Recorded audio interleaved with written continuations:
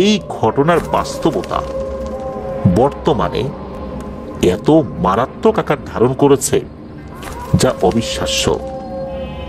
এ কারণেই রাসূলুল্লাহ সাল্লাল্লাহু আলাইহি ওয়াসাল্লামের সেই হাদিসখানা বারবার মনে পড়ে যায় যে শেষ জামানায় উম্মতের বড় একটা অংশ বদনজর, হিংসা আর কালো জাদুর কারণে মারা যাবে। আসলেই আমরা নিজেদের জন্য নিজেরাই নিজেদের অজান্তে কবর খুঁড়ে রাখি, এটা কেউ জানি না। আর আজকের যে ঘটনাটি আমরা শেয়ার করব, এই ঘটনাটি শোনার পর আপনারাও সতর্ক হয়ে যাবেন। আপনারা আপনাদের জায়গা থেকে এই বিষয়গুলো খুব কৌশলে হ্যান্ডেল করার চেষ্টা করবেন। পুরো ঘটনা শুনলেই বুঝতে পারবেন যে আসলে বিষয়টা কি। এই ঘটনাটি আমাদেরকে পাঠিয়েছেন আরিয়ান রকি। উনি বর্তমানে মিরপুর 7-এ রয়েছেন। ওনার বাড়ি নরসিংদী জেলার রায়পুরা উপজেলার মহিষপুর ইউনিয়নে। ঘটনাটি ওনার নানির সাথে ঘটেছিল। ওনার নানা যেখানে ঘরবাড়ি করেছেন সেটা হচ্ছে ভৈরবের জগন্নাথপুরে। নানুর বিয়ের পর তো নানার বাড়িতেই চলে আসছেন। তো ঘটনাটির সূত্রপাত 2010 সালের দিকে। নানির আসল বাড়ি মানে নানির বাবার বাড়ি ময়মনসিংহের উত্তরা যে এরিয়াটা রয়েছে, এখানকার পাহাড়ি যে সাইডটা, এখানে এই একদম এক্সাক্ট গ্রামের নামটি আরিয়ান রকি ভাই মনে করতে পারেন না যে নানির যে বাবার যে অরিজিনাল যে বাড়িটা, ওই বাড়িটা কোন গ্রামে আর কি। হয় কি ওই 2010 সালে জমি জমা ভাগ বাটোয়ারা সংক্রান্ত আলাপ আলোচনা হবে। নানি যাবেন সেখানে ময়মনসিংহে। ওখানে যাওয়ার জন্য নানি এই যে রকি ভাইকে সাথে নেন, নানির এক ছোট ভাই সাথী হন, এই 3 জন মিলে সেখানে যান। সেখানে মোট 18 দিন ছিলেন। 18 দিন থাকার পর 15-16 দিন বিভিন্ন বিষয় নিয়ে আলাপ আলোচনা হচ্ছে। মোটামুটি তাদের সাথে সবাই খুব ভালো ব্যবহার করেছে। 17তম দিন, ওই দিন খুব ঝামেলা লেগে যায়। নানির ছিল আরো 2 বোন, আরো এক ভাই। তো এই ভাই তো ওনার সাথে ছিলেন, নানির ছোট ভাই, আর 2 বোন। এই 2 বোন ওনারা আসলে এই জমি জমা নিয়ে বিশাল একটা ঝামেলা পাকান। নানির ভাগের যে জমি, এই জমিটা এই 2 বোন ভোগ দখল করছেন। আর নানির যে ছোট ভাই তার অংশটা উনি পেয়েছেনই। নানির জমি যে তারা ভোগ দখল করছেন, তারা সেটা দিতে নারাজ। নানিকে তারা বুঝায়ও দিবেন না, জমি বিক্রি করে টাকাও দিবেন না। একটা পর্যায়ে নানি বলে, আচ্ছা ঠিক আছে তোরাই খা, কমপক্ষে ফসলটা তো আমাকে দে, কিছুটা ফসল দে আমাকে, তাও তো আমি আমার যেই শ্বশুর বাড়ি তাদের কাছে তোমার মুখ থাকে না, সেটাও তারা দেবেন না।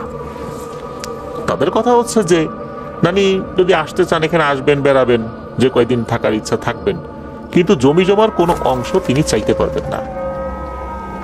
এইটা নিয়ে তো লেগে গেল বিশাল গন্ডগোল।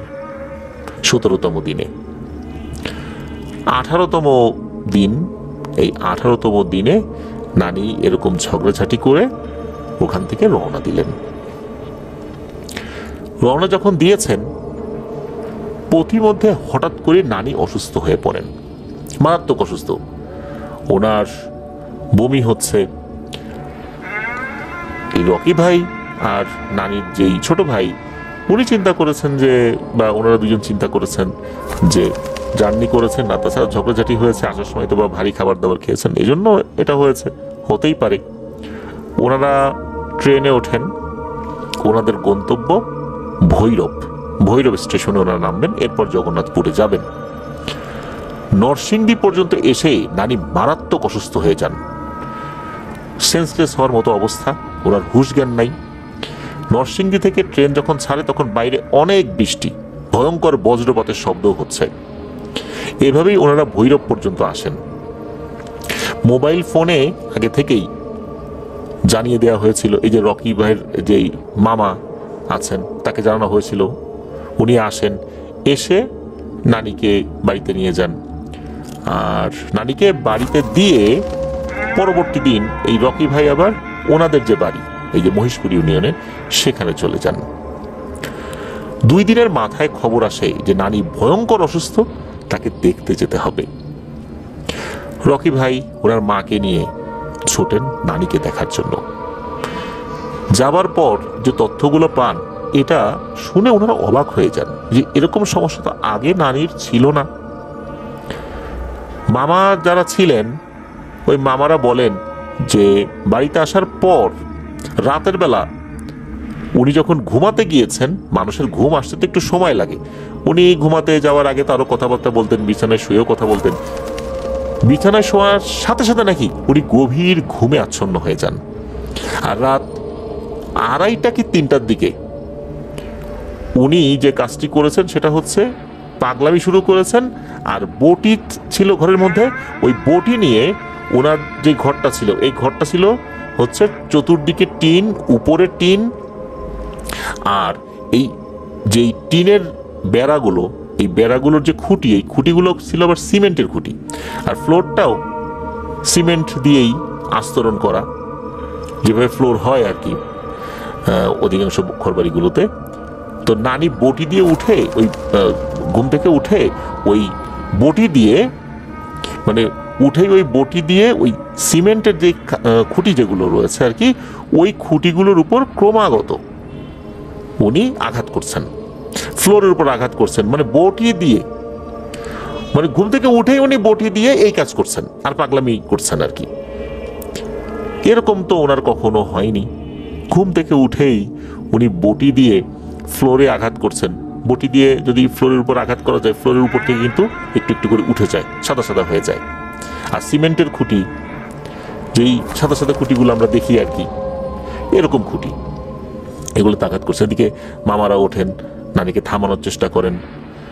তারপর এরকম দেখার পরই হচ্ছে এই যে রকি ভাইয়ের মাকে ফোন করেছেন, উনি চলে আসছেন, রকি ভাই চলে আসছেন।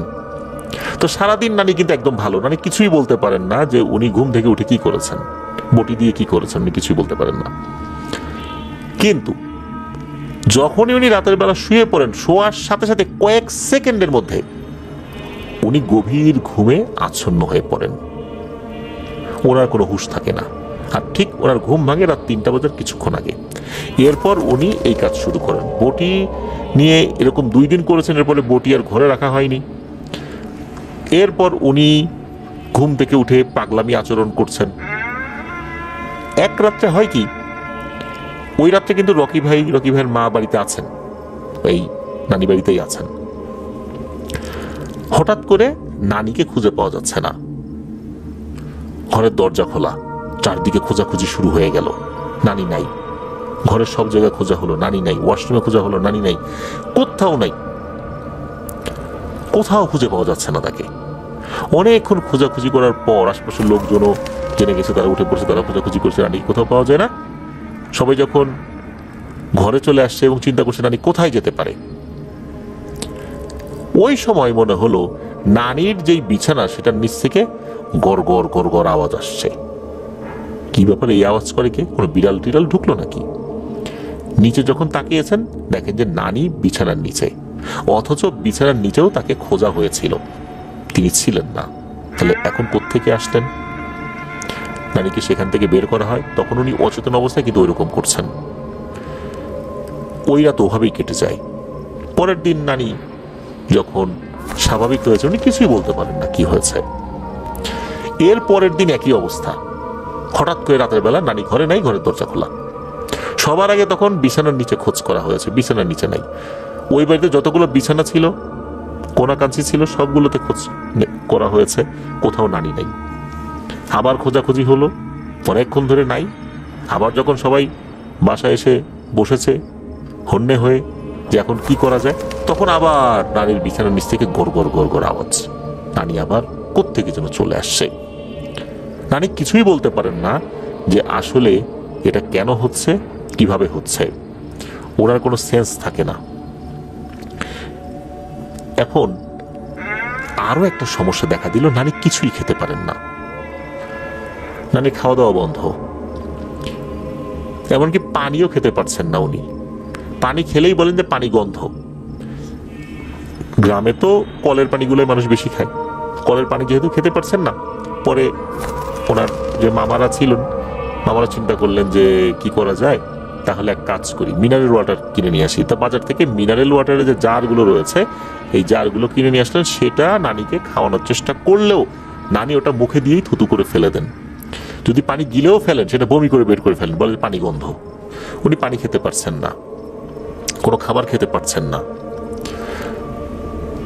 ওই সময় ওনাদের মাথায় আসে যে এটা মনে হচ্ছে কোনো কবিরাজকে দিয়ে সমাধান করতে হবে। তো একজন কবিরাজ আসেন, তাকে নিয়ে আসা হয়।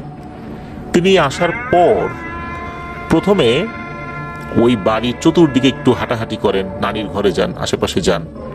যাবার পর উনি বলেন যে বিষয়টা আমাকে বুঝতে হবে। কেননা ওই কবিরাজ বলেন যে সাধারণত কোনো জায়গায় যদি ওনারা যান সেখানে কোনো পিশাচ শ্রেণীর জিনের যদি অস্তিত্ব থাকে ওনারা বুঝতে পারেন যে এখানে একটা অশুভ শক্তি রয়েছে। কিন্তু ওই কবিরাজ এই বাড়িতে আসার পর কোনো ধরনের কোনো অশুভ শক্তির আলামত এখনো পান নাই।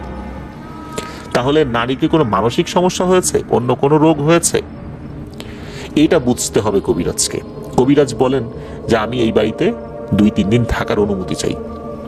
আপনারা যদি অনুমতি দেন আমি বিষয়গুলো পর্যবেক্ষণ করতে চাই। পর্যবেক্ষণ করার পর যদি মনে হয় এটা জিন ঘটিত সমস্যা তাহলে আমি চিকিৎসা করব, আর না হলে বলে দেব যে ওনাকে ভালো কোনো মানসিক রোগের ডাক্তার দেখান। মামারা অনুমতি দেন। কবিরাজ ওই বাড়িতে অবস্থান করলেন। কবিরাজের উপস্থিতিতেই কিন্তু রাতের বেলা সেম ঘটনাটা ঘটে। হঠাৎ করে নারী নাই ঘরে, ঘরের দরজা খোলা, নাই তো নাই। অনেকক্ষণ পর নানি আবার একই রকম ভাবে ওই যে তার বিছানার নিচে গড় গড় গড় গড় শব্দ করতে করতে উপস্থিত হয়েছেন। কিভাবে বের হয়েছেন, কিভাবে আসলেন, বাড়ির দরজাও খোলা ছিল, কিন্তু উনি কিভাবে ঢুকলেন? সবাই বুঝতে পেরেছিল যে খোঁজাখুঁজি করার দরকার নাই, কিছুক্ষণ পরে এমনিতেই খাটের নিচে তাকে পাওয়া যাবে। কিন্তু উনি কিভাবে বাইরে গেলেন, কিভাবে ঢুকলেন এতগুলো মানুষের সামনে, এটা কিন্তু এক রহস্য। কবিরাজ কিন্তু এই জিনিসগুলো দেখলেন। উনি কোনো ঝাড়ফুঁক করেন, উনি শুধু পর্যবেক্ষণ করছেন। খাওয়া দাওয়ার যে সমস্যাগুলো এগুলো পর্যবেক্ষণ করছেন। এরপর কবিরাজ আরো একদিন পর্যবেক্ষণ করেছেন সেম জিনিসটা। তো কবিরাজ কোনো ওষুধ বা কোনো ঝাড়ফুঁক করেন নাই। কবিরাজ বললেন যে আসলে এইটা আরো একটা ব্যাপার আছে কিনা এইটার সাথে, এটা বুঝতে হবে, তারপরে গিয়ে এই চিকিৎসা উনি করা শুরু করবেন।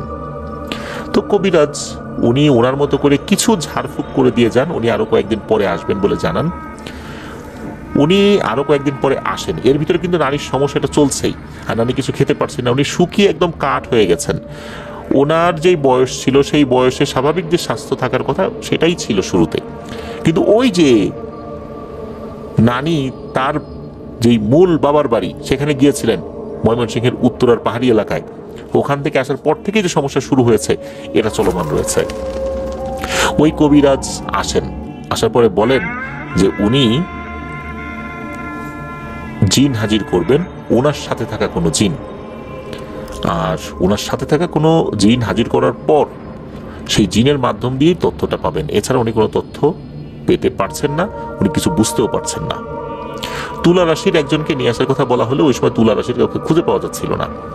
অতঃপর কবিরাজ সিদ্ধান্ত নিলেন যে উনি ওনার নিজের উপরই জিন হাজির করবেন।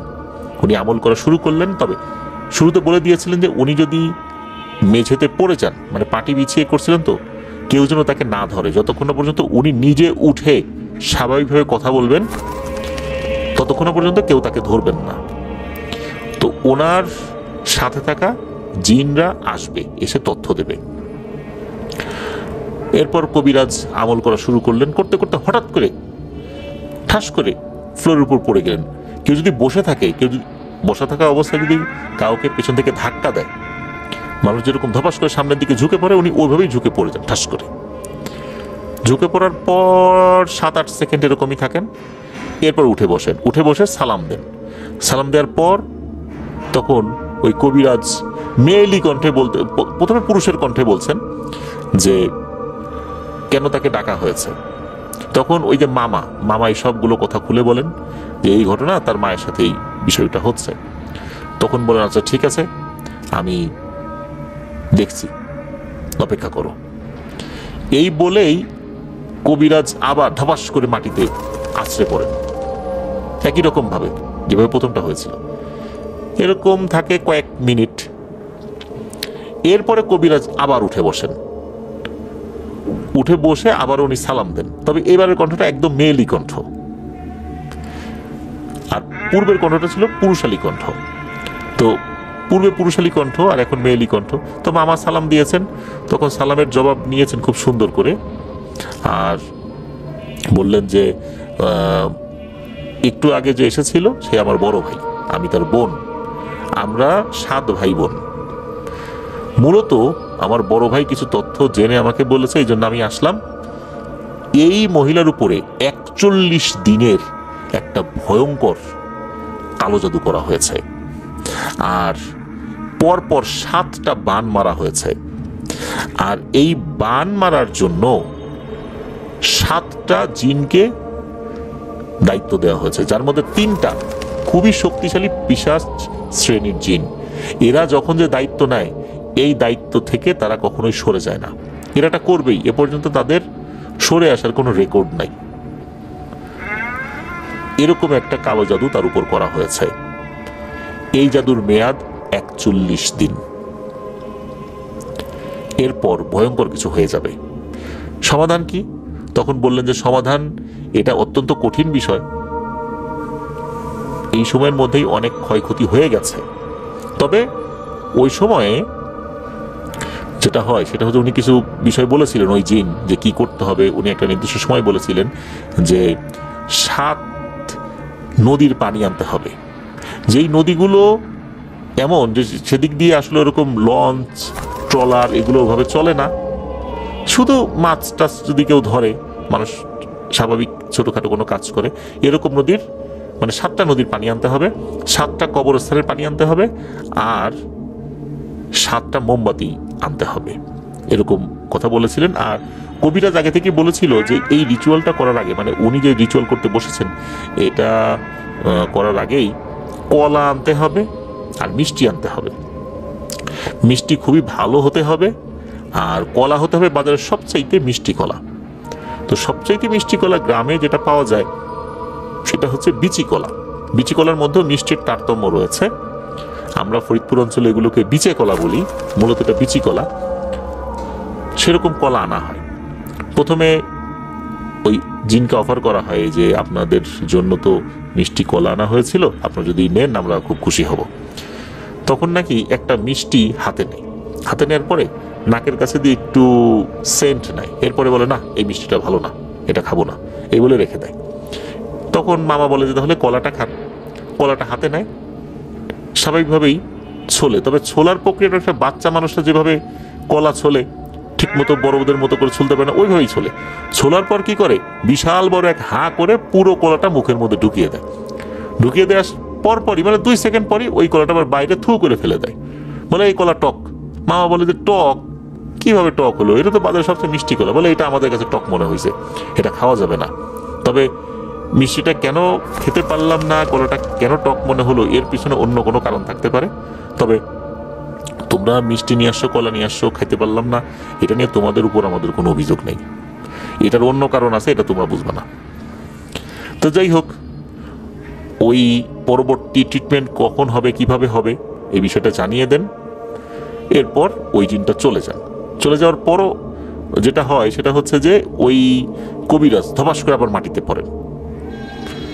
এর 1-2 মিনিট পর কবিরাজ নিজে নিজেই উঠে বসেন, নিজের যে আঙ্গুলগুলো ওগুলো কচলাচ্ছেন, এবং উনি বলছেন যে এখন তোমরা বলো তো কি হয়েছিল, এখন কিন্তু আমার উপর জিন নাই, আমাকে বলো কি হয়েছে। তখন এই বিষয়গুলো যখন বলা হয় তখন বলে ঠিক আছে, তাহলে এই আয়োজনটা করো, আমি কয়েকদিন পরে আসবো। তো কবিরাজ পরে আসেন, আসার পর সেই আয়োজন করা হয়। আয়োজনের উদ্দেশ্য ছিল ওই জিনগুলোকে হাজির করা। কবিরাজ অনেক চেষ্টা করেন, কোনোভাবেই ওই জিনগুলো হাজির হয় না। 7 নদীর পানির সাথে 7 কবরস্থানের যে মাটি, এগুলো মিক্স করা হয়, কাদার মতো বানানো হয় আর কি। তার উপরে মোমবাতি রাখা হয়, 7টা আগুন ধরিয়ে ওই জিনগুলোকে হাজির করানোর চেষ্টা করা হয়, কিন্তু কবিরাজ ব্যর্থ হন। কবিরাজ বলেন যে তার কাছে থাকা যেই 7টা জিন রয়েছে এরাও শক্তিশালী, তবে এরা আল্লাহওয়ালা জিন, এরা ওই ধরনের যে পিশাচ শ্রেণীর জিনগুলো রয়েছে ওদের সাথে পারবে না, ওরা খুবই কালো জাদুতে পারদর্শী, আর এরা এই জিনিসগুলোতে পারদর্শী না, যার কারণে এরা কিছু তথ্য এনে দিতে পারলেও তাদের সাথে লড়াই করতে তারা সক্ষম নয়। আর ওই জিনগুলোকে হাজিরও করা গেল না, কবিরাজ ব্যর্থ হয়ে চলে গেলেন। এভাবে কিন্তু দিন চলে যাচ্ছে, ভয়াল 41 দিন। 41 দিনের মধ্যে অনেকগুলো দিন কিন্তু পার হয়ে গেছে এইভাবে 1 দিন 2 দিন করতে করতে করতে করতে। এরপরে ওনাদের পরিচিত একটা এলাকা থেকে একজন পাগলি আসে। এই পাগলি বলতে ওই রকম পাগলি না যে তার মাথাটা ঠিক না, বিষয় এরকম না, উনি ওই যে কিছু ঝাড়ফুঁক করেন আর কি, অনেকে পাগলি বলে থাকেন। তারপরে অনেকের কিছু জড়িবুটির চিকিৎসা দেন। আর এই যে রকি ভাইয়ের নানি, তার সাথে এই পাগলির একটা সম্পর্ক ছিল। পাগলি যেন কার কাছ থেকে শুনেছে যে এই রকি ভাইয়ের নানি অসুস্থ, শোনার সাথে সাথে দেখতে এসেছে। দেখতে এসেই তো পাগলি কান্নাকাটি শুরু করে দিয়েছে যে আমার বুজির এই অবস্থা, আমি এতদিন পরে জানলাম, হায় হায় এখন কি হবে, এখন আমি কি করব, এই বুজির আমি কিভাবে সুস্থ করব, ওর কাছ থেকে কত কিছু নিছি, আসছি, গল্প করছি, আজ ওর এই অবস্থা। এখন চিকিৎসা উনি করবেন, চেষ্টা করবেন, ওনার সর্বশেষ যে চেষ্টা সেটা উনি করবেন। উনি বললেন যে আমি আমার চেষ্টা করব। উনি 2টা পদ্ধতি ব্যবহার করেছিলেন। প্রথম যে পদ্ধতি সেটা হচ্ছে একজন তুলা রাশির লোককে নিয়ে আসছিলেন। তুলা রাশির লোক একজন ভদ্রমহিলা, তাকে নিয়ে আসার পর অজু গোসল করিয়ে সামনে বসিয়েছেন। বসানোর পর ওই ভদ্রমহিলার এক হাত চেপে ধরেছেন ওই পাগলি, ধরে বলছেন যে চোখ বন্ধ করো, দেখো তো তুমি আমার এই বুজিকে দেখতে পাও কিনা। তখন বলছেন যে হ্যাঁ আমি দেখতে পাচ্ছি। তখন বলে যে তুমি তার কাছে যাও। কিছু সময় হাঁটার পর নাকি, মানে সে চোখ বন্ধ করে কিন্তু এই জিনিসটা হচ্ছে আর কি। হাঁটার পরে বলছে যে না আমি তো যেতে পারতেছি না, তো তুমি চেষ্টা করো, কারণ না আমি তার কাছে যেতে পারতেছি না। তো বলে তুমি বুজিকে জিজ্ঞেস করো তো তার কি সমস্যা। বলে যে সে কোনো কথা বলতে পারতেছে না। তখন ওই বলে যে আচ্ছা ঠিক আছে, তুমি আবার পেছন দিকে সরে আসো। এরপরে ওই পাগলি ওই ভদ্রমহিলার হাত ছেড়ে দেন। তখন ওই পাগলি যেটা বলেন যে এখানে ভয়ঙ্কর একটা ব্যাপার হয়েছে, সেটা হচ্ছে যে এই বুজি মানে এই যে রকি ভাইয়ের নানি, উনি অনেক কিছুই বুঝতে পারেন কিন্তু উনি কিছুই বলতে পারেন না। এইটা বলতে গেলেই তার জবান বন্ধ হয়ে যায়। আর অনেক ভালো ভালো কথা, এই কথাগুলো উনি শুনতে পারেন না, কারণ ওই দুষ্ট জিনেরা এই কাজটা করে। কোন কাজ করলে ভালো হবে না হবে এটা উনি শুনতে পারেন না। আর কোনো কিছু বলতে গেলে তার জবান বন্ধ করে দেয়, এজন্য উনি বলতেও পারেন না। আর সময় আছে আর মাত্র 4 দিন। উনি বলেন যে 41 দিন আসতে আর মাত্র 4 দিন বাকি। 39 দিন হয়ে, 39 দিন না, মানে আরো 37 দিন হয়ে গেছে আর কি, আর 4 দিন আছে। বলে যে এখন আমি কি করি এই অল্প সময়ের মধ্যে। এরপরে যেটা হয়, উনি সর্বশেষ চেষ্টা করতে থাকেন আর কি, যে এটাই সর্বশেষ চেষ্টা, যদি আমি বুঝতে পারি যে এর মাধ্যমে কিছু করা যাবে তাহলে আমি করব, আর না হলে আর কোনো উপায় নেই আল্লাহ ছাড়া। উনি যেটা করেন সেটা হচ্ছে যে একটা মগের মধ্যে কিছু পানি নেন। এটা কিন্তু রকি ভাই এই পুরো প্রক্রিয়াটা দেখেছেন, মানে একদম শুরু থেকে শেষ পর্যন্ত। রকি ভাই মাঝখানে শুধু একদিন ছিলেন না, ওই যে নিজের বাড়িতে গেছেন, তারপর ফোন পেয়ে চলে আসছেন। তো রকি ভাইকে ওই পাগলি যিনি মহিলা কবিরাজ, উনি বলেন যে একটা মগের মধ্যে পানি নাও, এটার উপর একটা গামছা দিয়ে ঢেকে দাও পানিটা। তো উনি ওই গামছার উপরে ফু দিচ্ছেন, ওই মগের উপরে গামছাটা দেয়া হয়েছে আর কি। উনি বলেন যে ঝাড়ফুঁক শেষ করার পর এই মগটা উল্টিয়ে ধরতে হবে।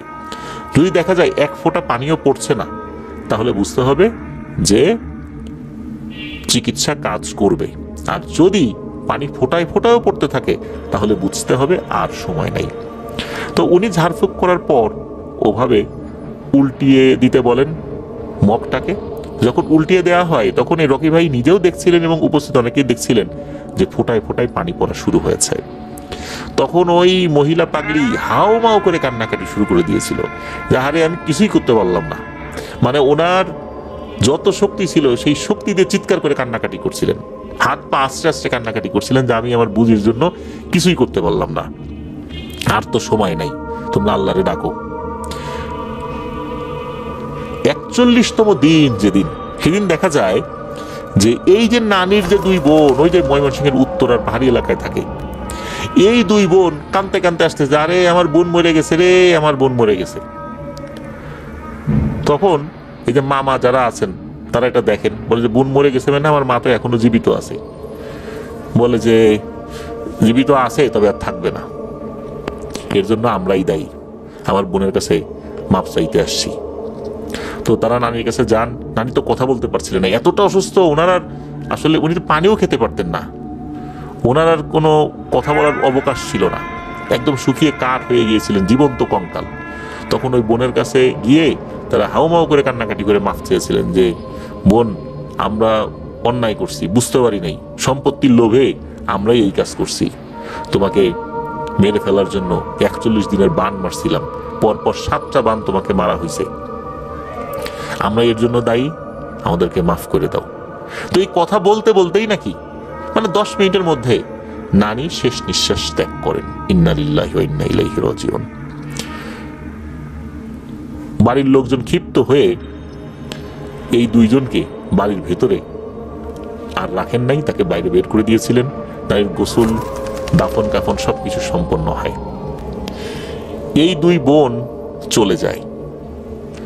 পরবর্তীতে এই দুই বোন আবার এই যে রকি ভাইয়ের মায়ের কাছে আসে, এসে তারা একটা প্রস্তাব দেয় যে তারা তো অন্যায় করেছে, তাদের বোনের সম্পত্তি তারা ভোগ দখল করার জন্য এই ভয়াল 41 দিনের মরণ বান মেরেছে। তারা প্রস্তাব দেয় যে বোনের সম্পত্তি তারা আর রাখবে না, এই সম্পত্তি যেন রকি ভাইয়ের মাকে যেন বুঝিয়ে দিতে পারে, সেই জন্যই তারা এসেছে। এই সম্পত্তি বুঝে নেওয়ার জন্য রকি ভাইয়ের মা যেন সেখানে যান। যেহেতু ওনারা দুজন আসছেন, আসার পর সবার আগ্রহ কিভাবে তারা এই কাজটা করলো এই বিষয়ে যখন জানতে চান, তখন তারা বলেন যখন বোন রাজি হচ্ছিল না কোনোভাবেই, তার সম্পত্তি লাগবেই অথবা ফসল লাগবে, এই জিনিসটা তারা দেবে না, তখন তারা তাদের পরিচিত এক তান্ত্রিকের কাছে যান। তান্ত্রিক তখন তার কাছে থাকা ভয়ঙ্কর পিশাচ শ্রেণীর 3টি জিন সহ মোট 7টি জিনকে দিয়ে একটি কাটা গাছ, মানে এটা আসলে কি গাছ, সেই গাছে কাটা রয়েছে, এই কাটা গাছের উপরে, কাটাযুক্ত গাছের উপরে বান মারান। এই ধরনের বান মারা হলে এই গাছটি 41 দিনের ভিতরে মারা যায়। বান মারার 35-36 দিনের মাথায় ওনারা ভুল বুঝতে পারেন যে কাজটা ভালো হয় না। ওনারা কিন্তু খোঁজ খবর রেখেছিলেন যে কি অবস্থা, ওনারা ভুল বুঝতে পারেন। একটা সময় ওনাদের বোধোদয় হয় যে ওনারা কাজটা ভালো করেন নাই, অন্যায় করেছেন, ওনারা এর জন্য অনুতপ্ত। তখন ওনারা ওই তান্ত্রিকের কাছে যান। আবার যাওয়ার পর বলেন যে আমার বোনের উপর যারা করা হয়েছে, আমরা অন্যায় করছি, আমরা ভুল বুঝতে পারছি, আল্লাহ যেন আমাদেরকে ক্ষমা করে, আপনি এই বানটা কেটে দেন। তখন ওই তান্ত্রিক নাকি ওনাদের দুইজনকে সেই গাছটাও দেখাইছিল, এই দেখো এই গাছের উপর বান মারছি, এই গাছটা এখন অনেকটাই শুকাই গেছে, এই গাছটা একদম শিকড় সহ নিচ থেকে শুকাই গেছে, এখন এর বাঁচার আর কোনো উপায় নেই। আর এখন ওই জিনগুলোকে ফেরানোর কোনো উপায় নাই, যদি এখন ওদেরকে ফেরানো হয় তাহলে এই তান্ত্রিকের উপর তারা ক্ষুব্ধ হবে, রাগান্বিত হবে, তান্ত্রিকেরই ক্ষতি করবে।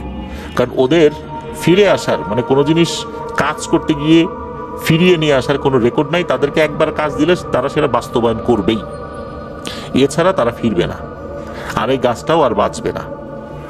বলছিল যে এখন আর কিছু করার নাই, আরো 1-2 সপ্তাহ আগে আসলে হয়তো বা কিছু করা যাইতো, তখনও ওই গাছের ভেতরে রস ছিল, শেকড়েও রস ছিল, এখন সেটা নাই। এটা ওনারা নিজেরাও দেখেছিলেন যে কোন গাছের উপর বান মারা হয়েছে। তো ওনারা বুঝতে পেরেছিলেন যে 41 দিনের মাথায় মারা যাবে, এই জন্য 41 দিনের মাথায় ওনারা কাঁদতে কাঁদতে আসছিলেন। এখন কথা হচ্ছে যে রকি ভাইয়ের মা সেই সম্পত্তি নেবেন কিনা, যাবেন কিনা। পরিবার থেকে জানিয়ে দেওয়া হলো না, রকি ভাইয়ের মা তার মায়ের এই সম্পত্তিগুলো নিতে যাবেন না, ওখানে গেলে আবার যদি তার উপর বান মারে, কারণ কোনোভাবেই তারা এই দুই বোনকে বিশ্বাস করতে পারছিলেন না। রকি ভাইয়ের মা বলেছিলেন যে আমার সম্পত্তি লাগবে না, যদি পারো ওইটা বিক্রি করে দিয়ে যদি টাকা পয়সা দিতে চাও দাও, না হলে আমার কোনো দাবি নেই। পরবর্তীতে ওনারা সেটাই করেছিলেন, এভাবেই সমস্যার সমাধান করেছিলেন সম্পত্তির। ওনারা নিজেদের ভুল বুঝতে পেরেছিলেন যে ওনারা কি ভয়ঙ্কর কাজটা করেছেন। মৃত্যুর মাত্র 10 মিনিট কি আরো কম সময় আগে বোনের জীবিত অবস্থা ওনারা দেখতে পেরেছিলেন। ওনার বোন অর্থাৎ রকি ভাইয়ের নানি মাফ করেছিলেন কিনা এটা বলা মুশকিল, কারণ উনি তখন কথা বলার শক্তিও হারিয়েছিলেন। হয়তোবা মাফ করেছিলেন, হয়তোবা করেন নাই, আমরা জানি না, আল্লাহ ভালো জানেন। ওনারা যে অনুতপ্ত হয়েছেন এটাও একটা বড় বিষয়। অনুতপ্ত হয়ে আবার তান্ত্রিকের কাছে গিয়েছিলেন, কিন্তু সময় শেষ হয়ে গিয়েছিল, আর সম্ভব হয়নি সেটা ফেরানো। প্রিয় লিসেনার্স, ঘটনাটি এ পর্যন্তই, কিন্তু এই যে বাস্তবতা, এই বাস্তবতা অনেক পরিবারই কিন্তু ফেস করে। অনেক জায়গায় মেয়েদের সম্পত্তি নিয়ে অনেক টালবাহানা করা হয়। আমাদের বাংলাদেশে অনেক জেলা রয়েছে যে জেলাগুলোতে ভাইদের মধ্যে মানে পুরুষদের মধ্যে ধারণাই রয়েছে যে মেয়েদেরকে কোনো সম্পত্তি দিতে হয় না, তারা আসবে ভাইদের বাড়িতে, খাবে দাবে, চলে যাবে। যদি জমিতে কিছু ফসল হয় দয়া করে যদি কিছু পেঁয়াজ রসুন আলু বস্তা ভরে পাঠালো, আর আসবে বোনেরা তাদের বাচ্চা কাচ্চা নিয়ে স্বামীকে নিয়ে হই হুল্লোড় করে আবার চলে যাবে, এতটুকুই। আপনারা নিজেরাও জানেন যে বাংলাদেশের অনেক জায়গায় বোনেদের সম্পত্তি এইভাবেই মেরে দেয় ভাইয়েরা। তারাও কিন্তু এই জিনিসটা শিখেছে তাদের পূর্বসূরীদের কাছ থেকে। তারাও দেখেছে তার বাপদাদারাও এরকম ফুপুদের সম্পত্তি মেরে দিয়েছে, তার বাপদাদারাও এরকম মেরে দিয়েছে, এইভাবে চলে আসছে। এটা যে কি ভয়ঙ্কর অপরাধ এটা কিন্তু আমরা একবার চিন্তাও করি না। যার যেটা ন্যায্য সেটা দিতে হবে। পবিত্র কোরআনে আল্লাহ তাআলা কিন্তু জানিয়ে দিয়েছেন যে কে কতটুকু সম্পত্তি পাবে, এর এক চুল পরিমাণ কম দেওয়ার কোনো সুযোগ নাই। আর এভাবে সম্পত্তি মেরে খেলে কি ভয়ঙ্কর অপরাধ তার উপর আসবে, এর শাস্তি কি হবে এটা আল্লাহ তাআলা জানিয়ে দিয়েছেন। ওয়ারিশ ফাঁকিতে এটা মারাত্মক একটা অপরাধ। আমরা আমাদের আত্মীয় স্বজনের মধ্যেও কিন্তু এই জিনিসটা দেখেছি। আমি যদি নিজের কথা বলি, আমাদের ভিতরে আমরা দেখেছি। আপনারা যারা এই ঘটনা শুনছেন আপনারাও যদি একটু চিন্তা করেন দেখবেন যে আপনাদের পরিচিত অনেক লোকজন আছে যারা এই কাজ করছে নিজেদের আত্মীয় স্বজনদের মধ্যেই। তাদেরকে বিষয়গুলো জানাতে হবে। ওয়ারিশ ফাঁকিদের অপরাধটা কি, জান্নাতে যাওয়ার কোনো সুযোগ নেই। অনেক মসজিদের ওযুখানার সামনে বিভিন্ন কথা লেখা থাকে, তার মধ্যে একটি কথা আমি বিভিন্ন মসজিদে দেখেছি যে অন্যের হক মেরে সিজদায় গিয়ে আল্লাহকে সন্তুষ্ট করে জান্নাত খোঁজার আশা বাদ দেন, মানুষের হক আদায় করা শিখুন। আবার বিভিন্ন জায়গায় লেখা রয়েছে অন্যের সম্পত্তি মেরে খেয়ে তাহাজ্জুদের নামাজে আল্লাহর নৈকট্য লাভ করার আশা ছেড়ে দিন, কারণ আল্লাহ তাআলা বান্দার হক মাফ করেন না। তো এই যে যারা অন্যের সম্পত্তি মেরে খেয়ে আমরা নামাজের মাধ্যমে আল্লাহর নৈকট্য হাসিল করার চেষ্টা করি, নামাজ পড়তে হবে, এটা একটা ফরজ ইবাদত, এটা করতেই হবে। যে যত অপরাধ করুক না কেন নামাজ পড়া বাদ দিয়ে বিষয়টা এটা না, তাকে তার এই কাজটা করতে হবে।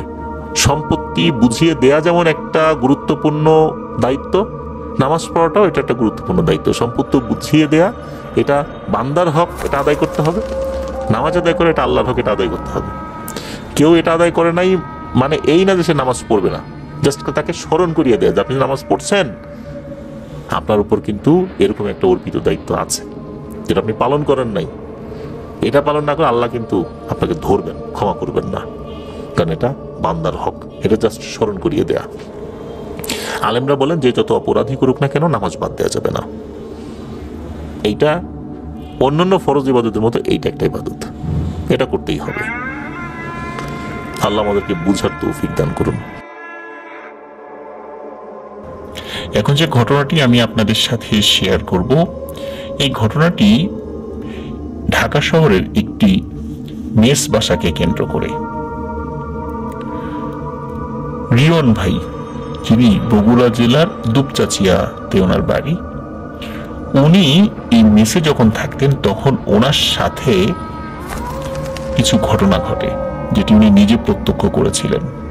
সঙ্গত কারণে ওই মেসের নাম ঠিকানা আমাদেরকে বলেননি, মানে আমাকে বলেছেন কিন্তু আপনাদেরকে বলতে বারণ করেছেন। এই কারণে এটি জানাজানি হলে হয়তোবা ওখানকার তো অনেকেই শোনে, কারণ আমাদের ঘটনাগুলো অনেকেই শোনে, যদি এটি জানাজানি হয় তাহলে ওখানে যারা থাকেন তাদের মধ্যে একটা প্যানিক সৃষ্টি হতে পারে, যার কারণে উনি ওই ঠিকানাটা বলতে চাননি, মানে প্রকাশ করতে চাননি সবার কাছে। তো উনি যে ঘটনাটি আমাদেরকে পাঠিয়েছেন, ঘটনাটি মোটামুটি বড়, আর ঘটনাটি উনি নিজে বলেছেন যে আমি যেন এটি এভাবে পড়ে শোনাই।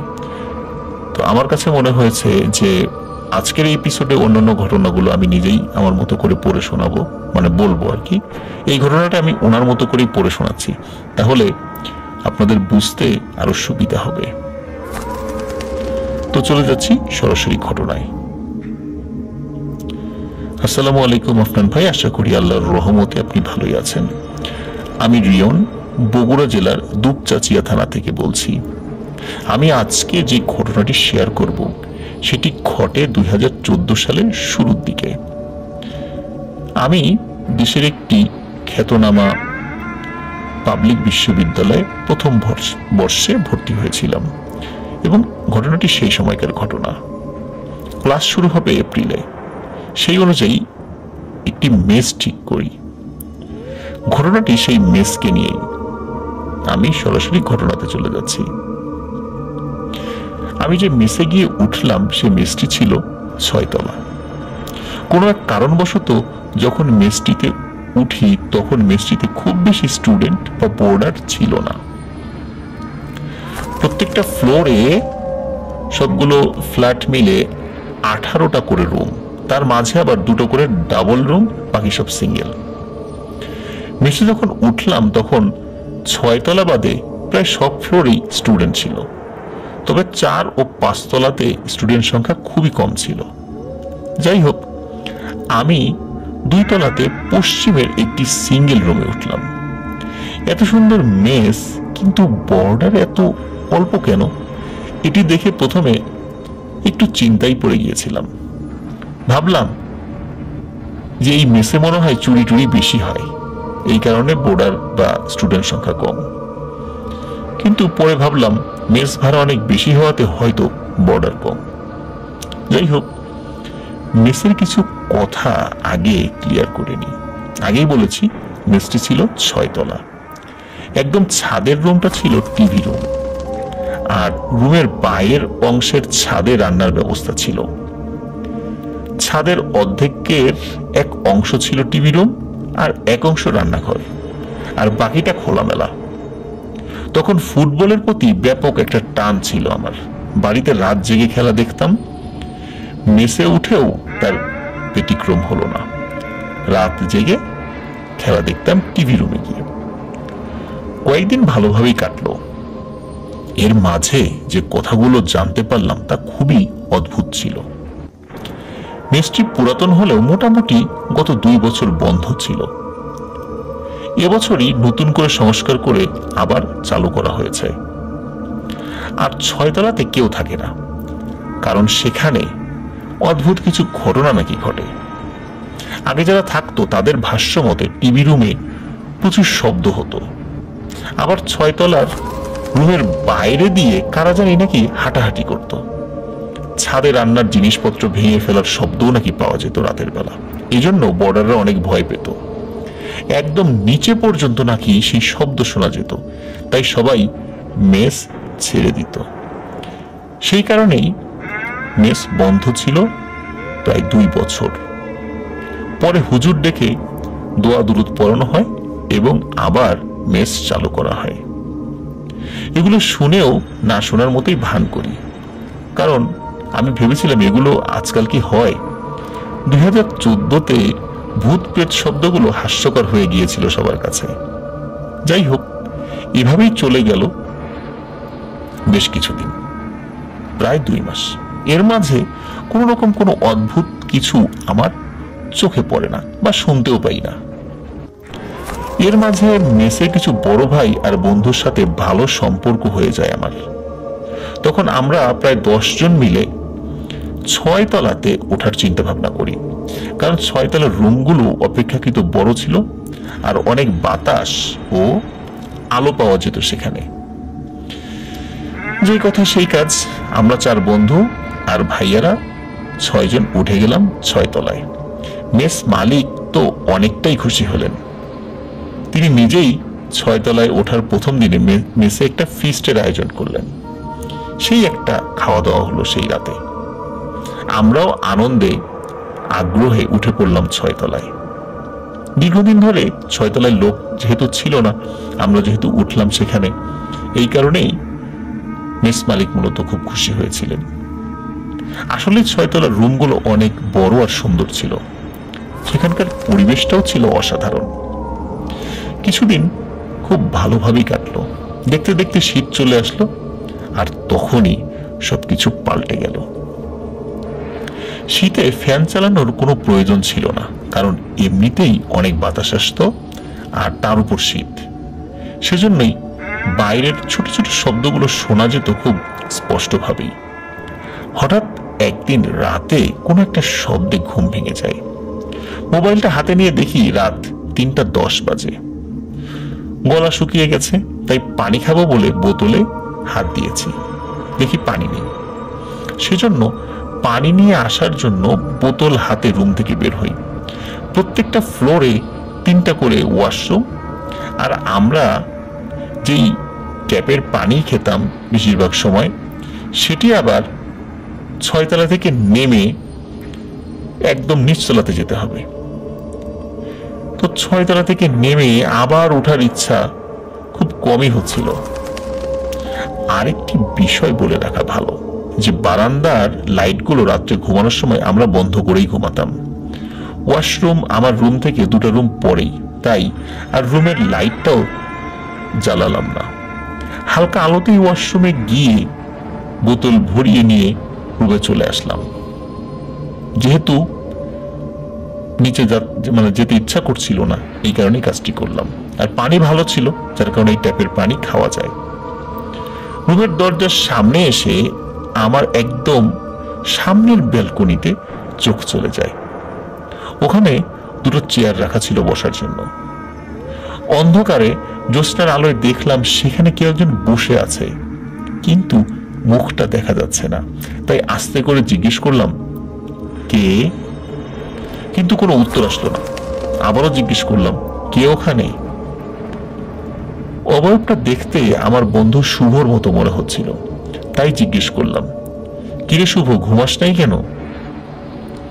তারপরও কোনো আওয়াজ নেই। আমি রাগ করেই রুমে ঢুকে পড়লাম। বোতল থেকে পানি খেয়ে শুয়ে পড়লাম। ভাবলাম হয়তো কারো মন খারাপ, তাই বসে আছে। থাক, বসে থাক, আমার কি।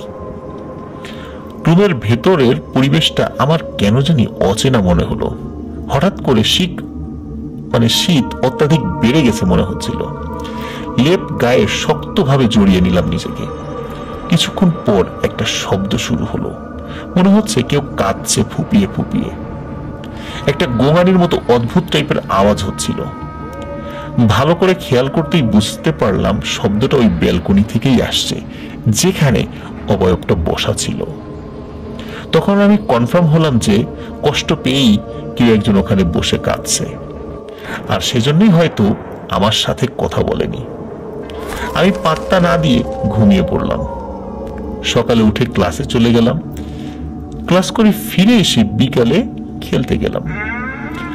আমাদের মেসের সামনে পশ্চিম দিকে একটা বিশাল খোলা জায়গা ছিল, যা ছিল বাংলাদেশ বেতারের জায়গা। ওইখানে আমরা মেসের সবাই ক্রিকেট খেলতাম। খেলা শেষে সবাই যখন বসে আছি, তখন আমি শুভকে জিজ্ঞেস করলাম, কিরে, রাতে কি হয়েছিল তোর? শুভ বলল, ওই কিছু না তো। আমি বললাম, তাহলে ব্যালকনিতে বসে তুই কাঁদছিলি কেন? তখন ও বলল, আরে আমি তো ঘুমাচ্ছিলাম। কি উল্টাপাল্টা আমাকে জিজ্ঞেস করছিস? শুভর কাছ থেকে এই ধরনের কথা শুনে আমি ভাবলাম হয়তোবা অন্য কেউ সেখানে বসেছিল, যার কারণে আমি আর কথা বাড়ালাম না। আর তখন 6 তলাতে মোটামুটি আমরা 7 জন ছিলাম। সবাইকে জিজ্ঞেস করলাম, সবাই বলল যে না তো, আমরা কেউই সেখানে ছিলাম না। পরে মেসে ফিরে এসে বাকি 3 জন বড় ভাইকে জিজ্ঞেস করলাম, তারাও অস্বীকার করলো। বিষয়টা কেমন যেন খটকা লাগলো আমার কাছে, কারণ আমি তো নিজের চোখে দেখলাম ও শুনলাম, তাহলে ওটা কে ছিল? যাই হোক, এসব ভাবতে ভাবতে রাত হয়ে গেল, আমিও ঘুমিয়ে পড়লাম। তারপর থেকে যে ঘটনাগুলো ঘটতে শুরু করলো, সেই অভিজ্ঞতাগুলো ছিল খুবই ভয়ানক। সকালে ঘুম ভাঙে ভাইদের চিল্লাচিল্লিতে। মোবাইল হাতে নিয়ে দেখি 5:30 বাজে। অনিচ্ছা সত্ত্বেও বের হয়ে দেখি সবাই নিচে যাচ্ছে দৌড়াদৌড়ি করে। আমিও নিচে গেলাম, গিয়ে দেখি আমার বন্ধু নাজমুল শুয়ে আছে ফ্লোরে একটা বিছানার উপর। ও তো এত সকালে ঘুম থেকে ওঠে না, আর উঠলেও ডাক দিয়ে তারপর নিচে নামতো, কারণ আমরা একসাথে ক্লাসে যেতাম। পরে রান্না করেন এক খালার কাছে শুনলাম বিস্তারিত। খালা নামাজ পড়ে বেতার মাঠের ওপাশ দিয়ে মেসে আসছিলেন।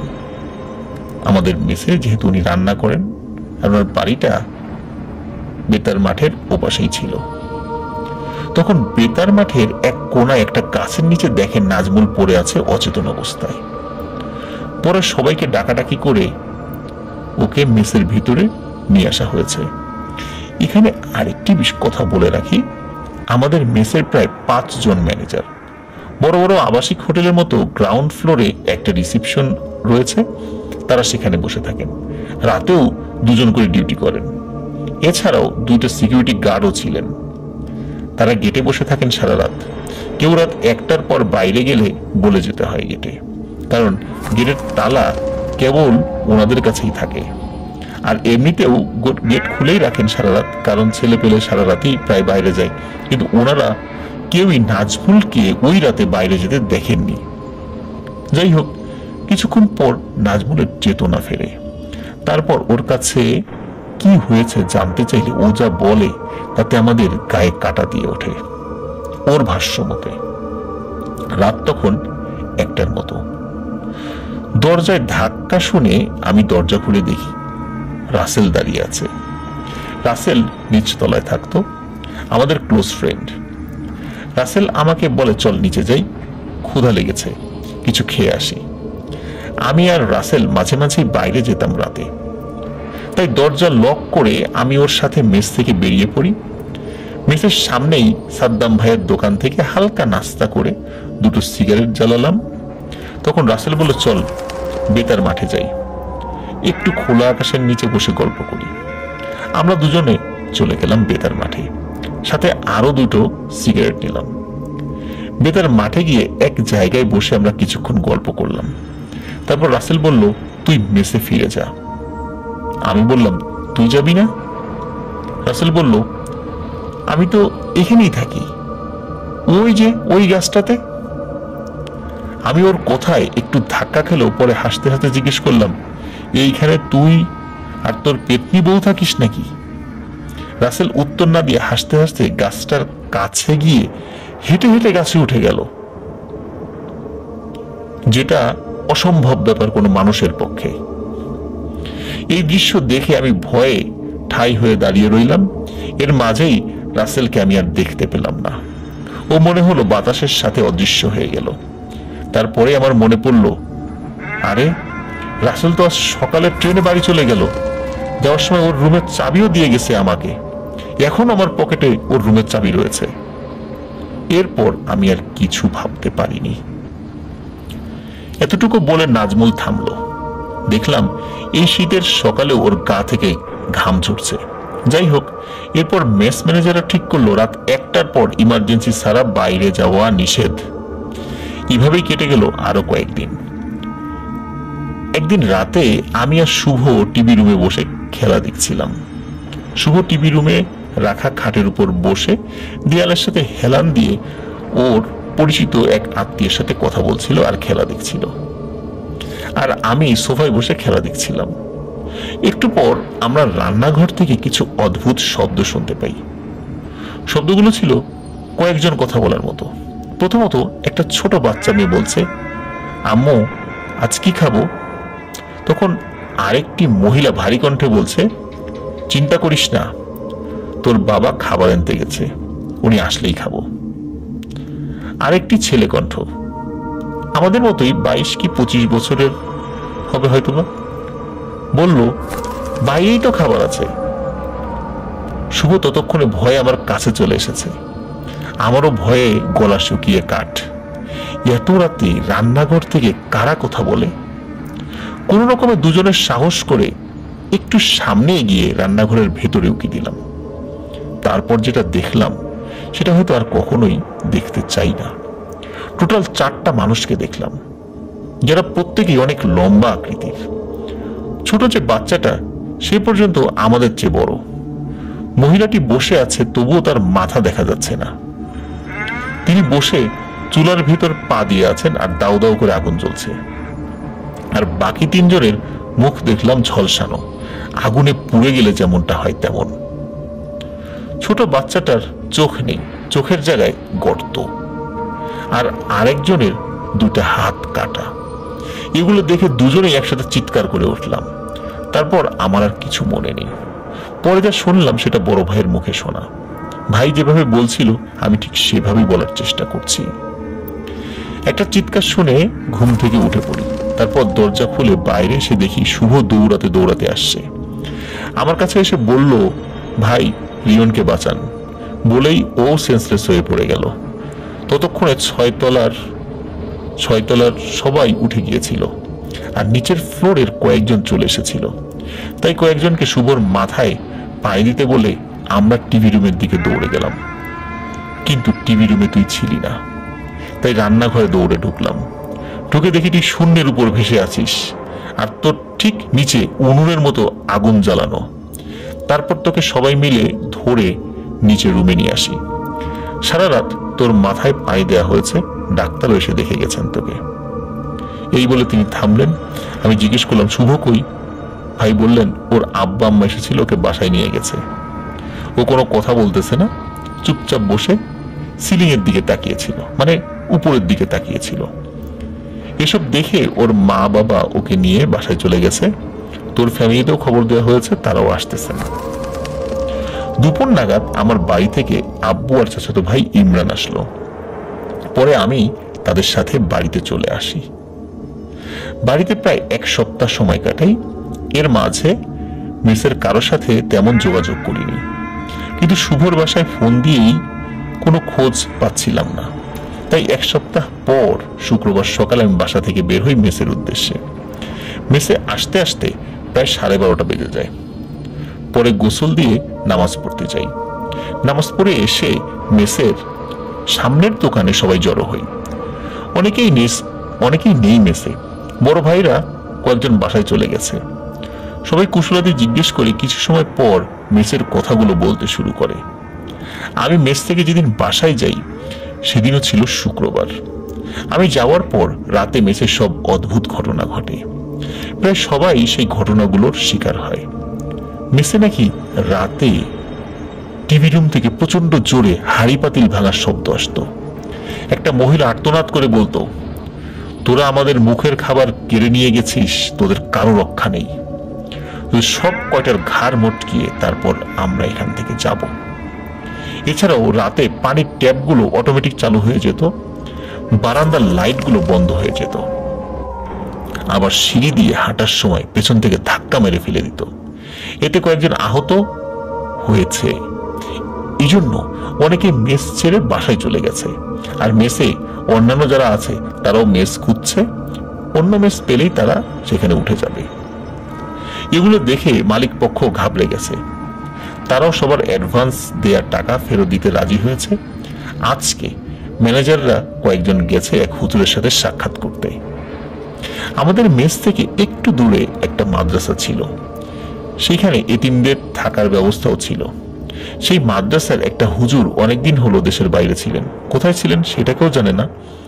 ওনার আসার খবর পেয়ে সেখানেই গেছে ম্যানেজাররা। যাই হোক, আমরা মেসে এসে দুপুরের খাওয়া শেষ করলাম, করে নিচে এসে সবাই বসে আছি।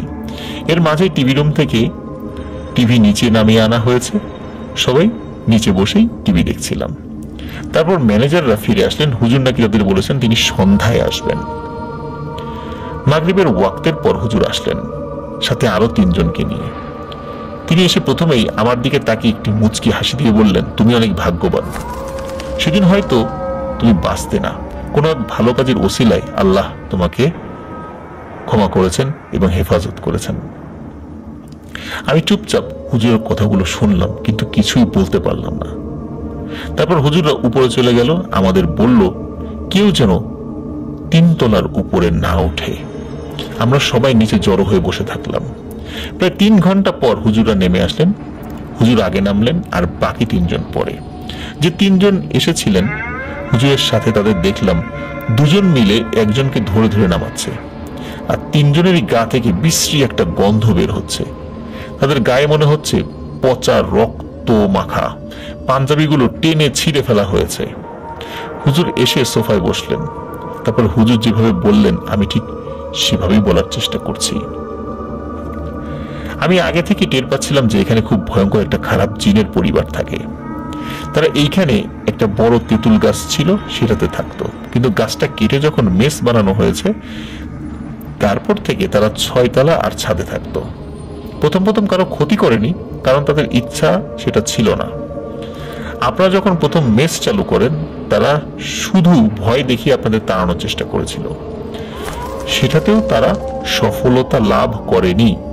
তারপর ভয়ের মাত্রা যখন বাড়িয়ে দিল তখন তারা সফল হয়। আপনারা তো মেস বন্ধ করেছিলেন 2 বছরের মতো, তারপর আবার যখন মেস চালু করলেন তখন তারা প্রচন্ড রেগে যায়। আর মেস বন্ধ করার সময় আপনারা যে হুজুরকে নিয়ে এসেছিলেন উনি জিনগুলোকে 6 তলার ওই ঘরগুলোর মালিকানা দিয়ে যান। তাছাড়া সেদিন সেই হুজুরকে মেরে ফেলা হতো যদি হুজুর এই কথাগুলো না বলে যেতেন। হুজুর নিচে এসে আপনাদের কি বলেছিল? তখন মেস ম্যানেজাররা বলল হুজুর বলেছিল এখানে থাকলে সবার ক্ষতি হবে, তাই মেস বন্ধ করে দিতে হবে। আবার 2-3 বছর পর চালু করতে পারবেন, তবে 6 তলায় কেউ যেন না থাকে, কারণ 6 তলা হুজুর ওই জিনেদেরকে থাকতে বলেছিলেন। তখন বর্তমান এই হুজুর আবার বলতে শুরু করলেন, হ্যাঁ উনি বলেছিলেন, কারণ ওনাকে বলা হয়েছিল এটা বলতে। আপনারা যদি 6 তলায় কাউকে না উঠতে দিতেন তাহলে সব ঠিক থাকতো, কিন্তু 6 তলায় যখন ছেলেদেরকে উঠিয়েছেন তখন থেকে তারা প্রচন্ড রেগে যায়, কারণ ওয়াদা মাফিক তারা সেখানেই থাকা যোগ্য, কিন্তু আপনারা তাদের কথা রাখেননি। তাদের সাথে যে প্রতিশ্রুতি হয়েছিল সেই কথাগুলো আপনারা ভঙ্গ করেছেন, আর বিভিন্নভাবে আপনাদের ক্ষতি করার তারা চেষ্টা শুরু করেছে। এই যে 2 ছেলে, এটা রিয়ন এবং শুভ ভাইকে দেখিয়েছে আর কি। এই যে 2 ছেলে, ওরা তো সেদিন বাঁচার কথা ছিল না। এই ছেলেটাকে আমি বলতে বোঝাচ্ছে রিয়ন ভাই, এই ছেলেটাকে তারা খেতে চেয়েছিল। আর আরেকটা ছেলে শুভ, যে আরেকটা ছেলের সাথে ওদের বাচ্চা মেয়েটাকে পাঠিয়ে দেয়।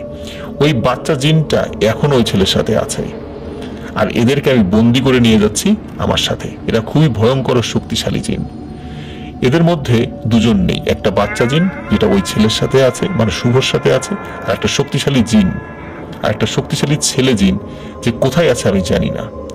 আপনারা মেসের 6 তলায় আর কাউকে উঠতে দিয়েন না, পারলে রান্না করার ব্যবস্থা নিচেই করেন, টিভি রুমটাও নিচে নিয়ে এসেছেন, ভালো হয়েছে। এই বলে হুজুর তার শিষ্যদের নিয়ে চলে গেলেন। তখন আমি চিন্তায় পড়ে গেলাম শুভকে নিয়ে। যেহেতু হুজুর বলল শুভর সাথে সেই বাচ্চা মেয়ে জিনটা আছে, তাহলে শুভর কোনো ক্ষতি হবে না তো। আর এমনিতেই শুভর কোনো খোঁজ পাওয়া যাচ্ছে না। তাই আমি দৌড়ে মেস থেকে বের হয়ে হুজুরের কাছে গেলাম। হুজুরকে শুভর কথা জিজ্ঞেস করলে হুজুর বলল, তুমি চিন্তা করো না বাবা, উপরে আল্লাহ পাক আছেন, তিনি সব ঠিক করে দেবেন। তোমার বন্ধু 3 দিন পর মেসে চলে আসবে। তার ঠিক 3 দিন পরই শুভ মেসে ফিরে আসে। আর এই 3 দিনে মেসে কোনো অদ্ভুত ঘটনাও ঘটেনি, সবকিছু স্বাভাবিক হয়ে যায়। এই ছিল আমার ঘটনা। প্রিয় লিসেনার্স, এখন যে ঘটনাটি আমি আপনাদের সাথে শেয়ার করতে যাচ্ছি, এই ঘটনাটি আমাদেরকে পাঠিয়েছেন মাগুরা জেলার ডহর সিংড়া গ্রাম থেকে জাভেদ ইকবাল ভাই। উনি লিখেছেন যে কিছুদিন আগেও একটি সত্য ঘটনা তিনি লিখে পাঠিয়েছিলেন, কিন্তু সেটি প্রচার করা হয়নি। তো এক্ষেত্রে আমি বলতে চাই যে জাভেদ ইকবাল ভাই, আপনি যে ঘটনাটি পাঠিয়েছিলেন, এই ঘটনাটি যদি কোন গ্রাউন্ডে এটি প্রচার করা হয়নি, এটি হয়তোবা আপনাকে ফিডব্যাকে জানিয়ে দেওয়া হয়েছে। তো তারপরে যদি মনে করেন যে না, ঘটনাটি আপনি আবার পাঠাতে চান, আপনি আবার পাঠান, আমি প্রয়োজনে আবার পড়ে দেখব যে ঘটনাটি আবারও আমি রিভিউ করতে পারি কিনা। যদি প্রচারযোগ্য হয় ইনশাল্লাহ আমি অবশ্যই সেটি বলবো ইনশাল্লাহ। তো কথা না বাড়িয়ে সরাসরি ঘটনাতে চলে যাচ্ছি। ওনার বাড়ি মাগুরা জেলায়, শুরুতেই বলেছি, ইউনিয়ন হচ্ছে বেরোইল পলিতা। তো ওনার বাড়ি যেখানে, ওনার বাড়িটা মূলত একটি গ্রামের মধ্যে আর কি, গ্রামের একটা মাঠের মধ্যে। আশেপাশে বেশ ঝোপঝাড় বন জঙ্গল রয়েছে। সন্ধ্যা হলেই জায়গাটা খুবই ভুতুড়ে মনে হয়। আর ওনার বাড়ির সামনে দিয়ে একটি বাইপাস রোড রয়েছে, মানে বাইপাস রোড থেকে একটু ভিতরে ওনাদের বাড়ি।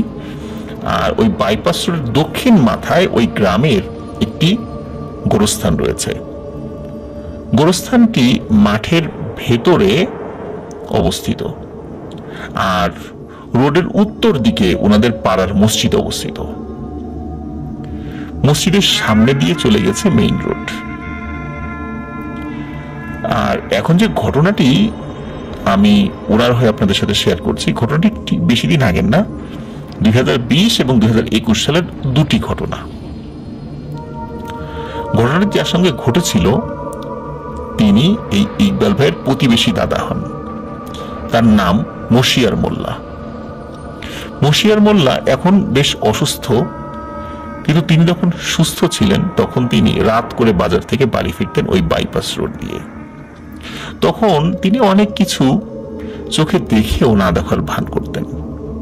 যেমন ওনার সামনে কখনো বড় বড় বিড়াল, দানবাকৃতির কুকুর, কখনো বিশাল আগুনের গোলা ওনার সামনে দিয়ে সাঁ করে চলে গিয়ে মাঠের ভেতরে পড়ে অদৃশ্য হয়ে যাচ্ছে। কখনো মাথা কাটা পিশাচ উনি দেখেছেন। কিন্তু এত কিছু দেখার পরেও উনি সেভাবে ভয়ে যে কুকুরে গিয়েছেন, বিষয়টা এরকম নয়। কারণ উনি খুব সাহসী মানুষ ছিলেন।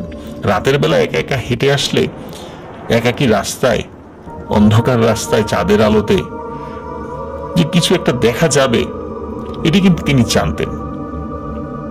যার কারণে উনি মনে সাহস রাখতেন।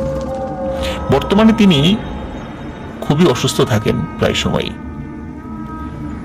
যার কারণে উনি কি হয় যে সারা শরীরে রাত্রের বেলা ওনার অস্বাভাবিক রকম এক ধরনের যন্ত্রণা হয়, রাত্রে তার সহজে ঘুম আসতে চায় না। এই কারণে উনি যখন ঘুম আসে না, বাসার পাশেই তো বাইপাস রোড, ওই বাইপাস রোডে রাতের বেলা উনি একা একা হেঁটে বেড়ান। এমনই এক রাতে ওনার সাথে একটি ঘটনা ঘটেছিল, বা এই ঘটনা উনি দেখেছিলেন।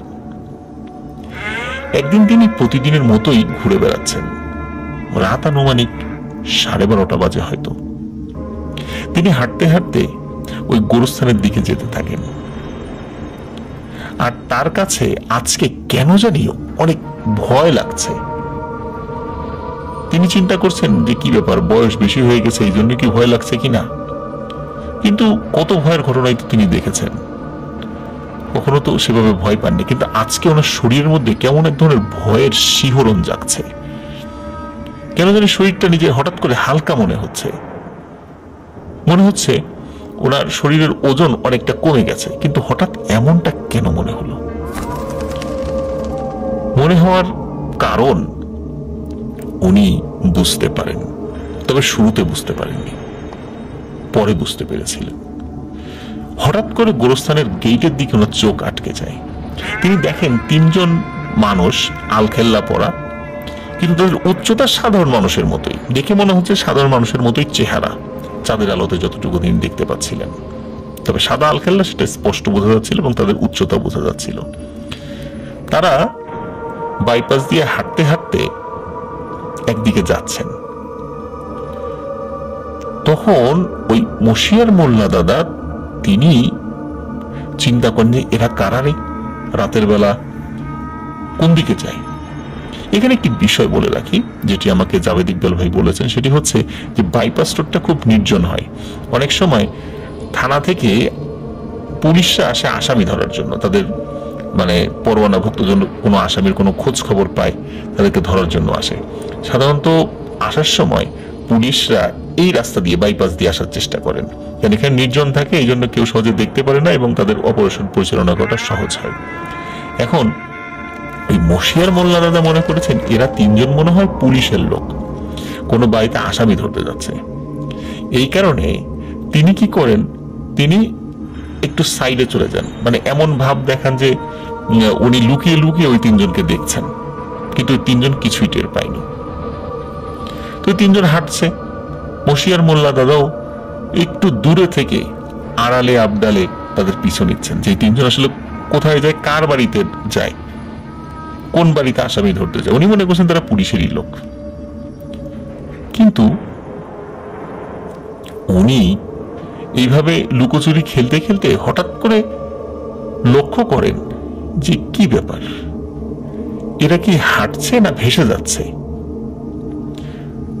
এরপর উনি বুঝতে পারেন এই তিনজন মানুষ ওই রাস্তার মাথায় মসজিদের সামনে গিয়েছে এবং তারা আসলে ভেসে ভেসে যাচ্ছে। তখন তিনি বুঝতে পারেন যে এই তিনজন আসলে মানুষ নয়, এই তিনজন হচ্ছে জিন, তবে নিশ্চয়ই কোনো ভালো জিন। তা না হলে সে যে পিছু নিচ্ছে, এটা যে জিনটা বুঝতে পারেনি, এটি একটি অসম্ভব ব্যাপার। কারণ তিনি অনেক সাহসী মানুষ, জিন ভূত সম্পর্কে অনেক অভিজ্ঞ মানুষ, কিন্তু তিনি বুঝতে পারেন যে তিনটা জিন ইচ্ছা করেই তাকে কিছু বলেনি। তারা বুঝতে পেরেছিল যে ওই মশিয়ার মোল্লা দাদা ওই তিনজনের পিছু নিয়েছে। তো যাই হোক, মশিয়ার মোল্লা দাদা পরে হাঁটার জন্য রাস্তা বের হলেও মানে রাতের বেলা সে ওই কবরস্থান বা মসজিদের আশেপাশে যেত না, মানে বাড়ির কাছাকাছি হাঁটাহাঁটি করত। এর অল্প কিছুদিন পরে আরো একটি ঘটনা ঘটে 2021 সালের রমজান মাসের কোন এক রাতে। ওই যে মসজিদের কথা বললাম, ওই মসজিদে একটি ছেলে, সেও ওই গ্রামেরই লোক, তার নাম হচ্ছে আলামিন। গ্রামের সবাই তাকে লাদেন বলে ডাকে। সে একজন কোরআনে হাফেজ। সে ওই মসজিদে প্রতি বছর রমজান মাসে খতম তারাবি পড়াতো। গ্রামে বেশিরভাগ সময় বিদ্যুৎ থাকে না, আর প্রচন্ড গরম থাকায় তারাবি পড়ে সে আর বাড়িতে যেত না। সে এবং তার সঙ্গী যে দুইজন মিলে তারাবি পড়াতো, ওই মসজিদের বারান্দায় ঘুমাতো। আর তার বাড়ি কাছাকাছি ছিল। সে যখন নামাজ পড়তে আসতো, রাত্রের খাবারটা নিয়ে আসতো এবং সাহারি করার জন্য কিছু বিষয় মানে খাবার টাবার নিয়ে আসতো আর কি। ঘটনা যেদিন ঘটেছে, মানে যে রাতে ঘটেছে, ওই রাতে আলামিনের যে সঙ্গী, যে আরেকজন যে নামাজ পড়ে আর কি, বাড়িতে সে কাজ থাকায় তারাবির নামাজ পড়িয়ে সে চলে যায়। সে আর আলামিনের সাথে ওই রাত্রে মসজিদের বারান্দায় ঘুমাতে পারে না। আলামিন একাই ঘুমিয়ে থাকে। হঠাৎ রাত আনুমানিক 1টার দিকে আলামিনের ঘুম ভেঙে যায়। যেহেতু মসজিদের বারান্দায় ঘুমাতো, সে চোখ মিলে দেখে ওই বাইপাসের রাস্তা দিয়ে তিনজন সাদা আলখেল্লা কাপড় পরা মানুষের মতো, উচ্চতায় স্বাভাবিক মানুষের মতোই লম্বা, মসজিদের দিকে আসছে। সে তখন বারান্দায় থাকা মসজিদের ঘড়ির কাঁটার দিকে তাকায়, কারণ ফজরের নামাজে ওই রোড দিয়ে কিন্তু ওই পাঞ্জাবি পরা আলখেল্লা পরা বেশ কিছু মানুষ নামাজের জন্য মসজিদে আসে। কিন্তু সে ঘড়ির দিকে তাকিয়ে দেখে রাত 1টা বাজে। তখন বুঝতে পারে যে এই তিনজন আসলে মানুষ না, এগুলো অন্য কিছু। তখন সে ভয়ে ঘুমের ভান ধরে শুয়ে থাকে এবং মনে মনে আয়াতুল কুরসি পাঠ করতে থাকে। ওই তিনজন আস্তে আস্তে মসজিদের বারান্দায় আসে। সে চোখ বন্ধ করেও মাঝে মাঝে একটু হালকা করে চোখ খুলে দেখার চেষ্টা করছিল যে আসলে তারা কোথায় যায়, কি করে। প্রচন্ড ভয় তো মনের মধ্যে ছিলই। বারান্দায় আসার পর হঠাৎ করে তিনজনের পা হঠাৎ করে মানে আলামিনের দিকে ঘুরে যায়, মানে ওই তিনজন ঘুরে আলামিনের দিকে তাকিয়েছে। আলামিন কিন্তু বুঝতে পারছে যে তিনজন তার দিকে ঘুরেছে। এক পর্যায়ে হালকা করে একবার শুধু তাকিয়েছে, তখন দেখে যে ওই তিনজন এক দৃষ্টিতে আলামিনের দিকে তাকিয়ে আছে। তাদের দৃষ্টির মধ্যে অদ্ভুত রকমের ব্যাপার ছিল, মানে অদ্ভুত রকমের চাহনি। অন্ধকারের মধ্যেও তাদের চোখগুলো খুব ভালো করেই দেখা যাচ্ছিল। বেশ কিছুক্ষণ তাকিয়ে থাকার পর তারা মসজিদে প্রবেশ করে এবং তিনজন একসাথে জামাতে নামাজে দাঁড়িয়ে যায়। আলামিন যখন বুঝতে পারে তিনজন নামাজে দাঁড়িয়েছে, সে ঘুম থেকে মানে বিছানা থেকে উঠে ঝেড়ে এক দৌড় সে বাড়িতে চলে যায়। তখন তার বাড়ির সবাই ঘুমে বিভোর, সবাইকে জাগিয়ে এই ঘটনা খুলে বলে। সে এতটা ভয় পেয়েছিল যে পরের 2 দিন যাবৎ সে জ্বরে অসুস্থ থাকে এবং 2 দিন সে মসজিদে নামাজ পড়তে আসতে পারেনি। প্রিয় লিসেনার্স, ওই 3 জন ভালো জিন এখনো ওই বাইপাস রোডে নাকি তাদেরকে দেখা যায়। এরকম বেশ কিছু মানুষ তাদেরকে দেখেছে যারা ওই মসজিদে নামাজ পড়তে আসে, কিন্তু কারো কখনো ক্ষতি করেছে এমনটা ওইভাবে শোনা যায় না, কারণ ভালো জিনেরা কারো ক্ষতি করে না, এটাই বাস্তব। তবে একটি বিষয়, সেটি হচ্ছে ক্ষতি না করলেও কেন ওই মশিয়ার মোল্লার মনে হলো তার শরীরটা হালকা হয়ে যাচ্ছে। আসলে জিনদের উপস্থিতি যদি খুব কাছাকাছি হয়ে যায় এবং তারা সশরীরে থাকে বা এমনটা হয়, তখন কাছে থাকা কোনো মানুষের শরীরে এরূপ একটা প্রভাব পড়ে। ঠিক যেমন বিদ্যুৎ স্পর্শ করলে আমাদের শরীর কেঁপে ওঠে, শক লাগে, ঠিক তেমনটা যে শরীরটা অনেক সময় হালকা মনে হয় বা অনেক সময় শরীর অস্বাভাবিক রকমের ভারীও মনে হয়ে যেতে পারে। তো যাই হোক, এটি ছিল ঘটনা। প্রিয় লিসেনার্স, এখন যে ঘটনাটি আমি আপনাদের সাথে শেয়ার করতে যাচ্ছি, এই ঘটনাটি আমাদেরকে পাঠিয়েছেন খুলনা বিভাগের বাগেরহাট জেলার ফকিরহাট থানা থেকে মাহবুবা মিম। ঘটনাটি মূলত ওনার পরিবারের সাথে ঘটে যাওয়া ঘটনা, আর এই ঘটনার মূল ভিকটিম হচ্ছে ওনার আম্মা। চলে যাচ্ছি সরাসরি ঘটনায়। মিমাপুর মা যখন স্কুল থেকে কলেজে ওঠে, তখন তার মায়ের উপর এক দুষ্টু জিনের নজর পড়ে। এই জিনটি ওনার মাকে খুবই কষ্ট দিত। ওনার মা বেহুশ হয়ে যেত, বিভিন্ন ধরনের শারীরিক অসুবিধা দেখা দিয়েছিল। শুরুতে সবাই মনে করেছিল মনে হয় উনি কোনো কারণে ফিজিক্যালি সিক, তাই হয়তো এমনটা হচ্ছে, কিন্তু অনেকেই বুঝতে পারেনি যে আসলে ওনার সমস্যাটা কি। বোঝা গিয়েছিল তবে অনেক পরে। যাই হোক, উনি যেহেতু বিবাহ উপযুক্ত ছিলেন, ওনার বিয়ের জন্য পাত্র দেখা হচ্ছিল, এর মধ্যে মানে এই অসুস্থতার মধ্যেই ওনার বিয়ে হয়ে যায় এবং বিয়ের পরে উনি ওনার শ্বশুর বাড়িতে চলে যান। আর ঘটনা সেখানেও ঘটতে থাকে। একটি বিষয় বলে রাখা ভালো, ওনার উপর যেই জিনটি আসর করেছিল, ওই জিনটি ছিল হিন্দু এবং পুরুষ একটি জিন। ওই জিনটি নাকি ওনাকে ভালোবাসত, তাই ওই জিনটি মিমাপুর আব্বুকে কোনোভাবে সহ্য করতে পারত না। ওনাদের বাড়ি গ্রামে হওয়ায় পাশেই বিল ছিল। মিমাপুর আব্বু একদিন বাজার থেকে রাতে বাসায় ফিরে দেখে ওনার মা ঘরে নেই। আশেপাশে খোঁজাখুঁজি করে, কোথাও দেখা যাচ্ছে না। খুঁজতে খুঁজতে মিমাপুর আব্বু এসে দেখে যে মিমাপুর মা বিলের মধ্যে একা একা একটি নৌকা চালিয়ে কোথায় যেন চলে যাচ্ছে। মিমাপুর আব্বু ওনার মাকে অনেক ফেরানোর চেষ্টা করে, ডাকতে থাকে। যেদিক দিয়ে নৌকা নিয়ে যাচ্ছিল, যে পাশে স্থলভাগ ছিল মানে ডাঙা ছিল, সেদিক দিয়ে উনি হেঁটে যাচ্ছে এবং ডাকছে, কিন্তু ওনার ডাকে কোনো পাত্তাই দিচ্ছে না। এটা কিন্তু মিমাপু তখনও হয়নি, মানে বিয়ের অল্প কয়েকদিন পরে এই ঘটনা আর কি। যেখানে ওনার মা রাতে একা ওয়াশরুমে যেতেও ভয় পায়, সেখানে একা একা রাতের বেলা নৌকা নিয়ে অজানা গন্তব্যে কোথায় যাচ্ছে, এত সাহসটা কিভাবে এলো?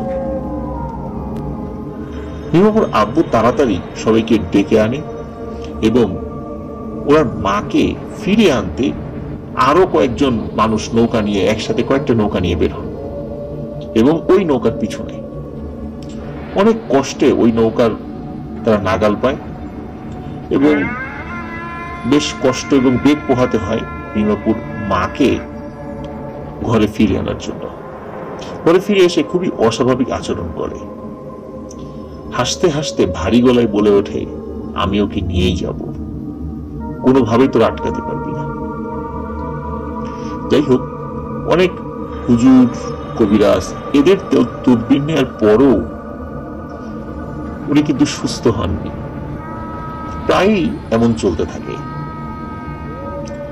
আর মিমাপুর আম্মা ওনার হাজবেন্ডের সাথে মানে মিমাপুর আব্বুর সাথে নিজে থেকেই ঝামেলা করত, ঝগড়াঝাটি করত এবং প্রায়ই উনি আত্মহত্যা করতে চাইত।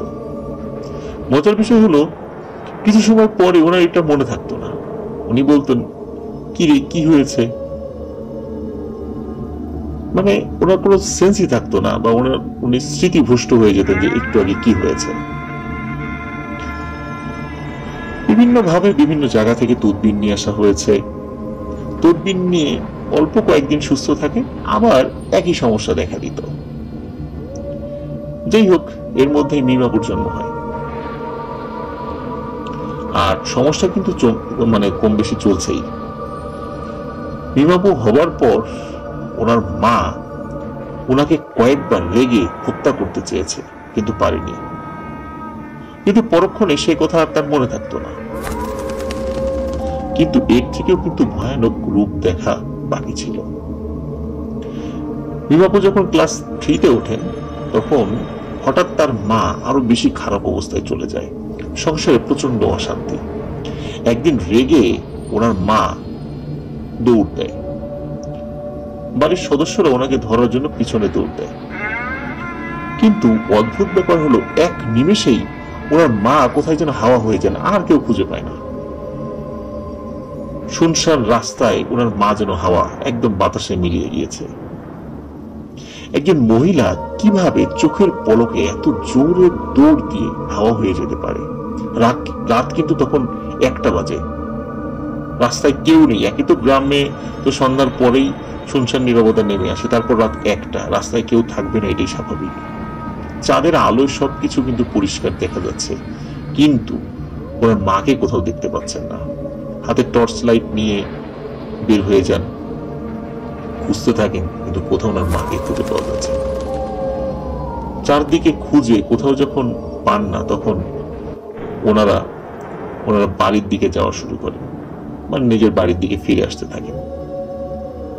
যখন ওনারা বাড়ি ফিরে আসেন, তার অল্প কিছু সময় পরে ওনার মা একা একাই বাড়িতে ফিরে আসে, চোখে ভয়ের ছাপ। তখন বাড়ির সবাই জিজ্ঞেস করতে থাকে যে এত জোরে দৌড় কেন দিলা, আর কোথায় ছিলা? আমরা তো কিছুই মানে বুঝতে পারলাম না, যে হাওয়া হয়ে গেলাম। তখন মিমাপুর আম্মু জানালো যে সে তো কিছুই জানে না, এবং আরো একটি বিষয় বলল। তিনি বলেন যে আমার কি হয়েছে আমি জানি না, শুধু দেখলাম আমি জঙ্গলে পড়ে আছি, যেটা আমাদের বাড়ির কিছুটা দূরে। একা একা জঙ্গলে পড়ে থাকা দেখে আমি অনেক ভয় পেয়ে যাই, তখন উঠে চলে আসি। মজার বিষয়, এবং মজার বিষয় বলবো কিনা জানি না, যে দুঃখজনক বিষয়, সেটি হচ্ছে যে এই যে সেন্সটা না থাকা, ওরা কোনো কিছুই মনে করতে পারতো না। তার মানে হচ্ছে যখন ওই দুষ্টু জিন তার উপর আসর করত, তখন ওই সময় তার কোনো সেন্স থাকতো না।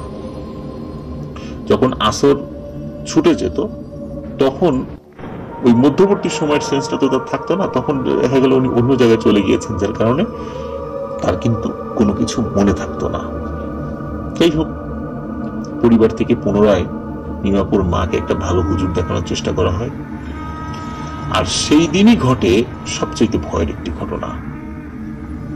হুজুর প্রথমেই বলে দিয়েছিলেন যে ওনাকে মানে রোগীকে কোনোভাবেই যেন জানানো মানে না হয় যে হুজুর আসছেন, খুব কড়াভাবে নিষেধ করা হয়।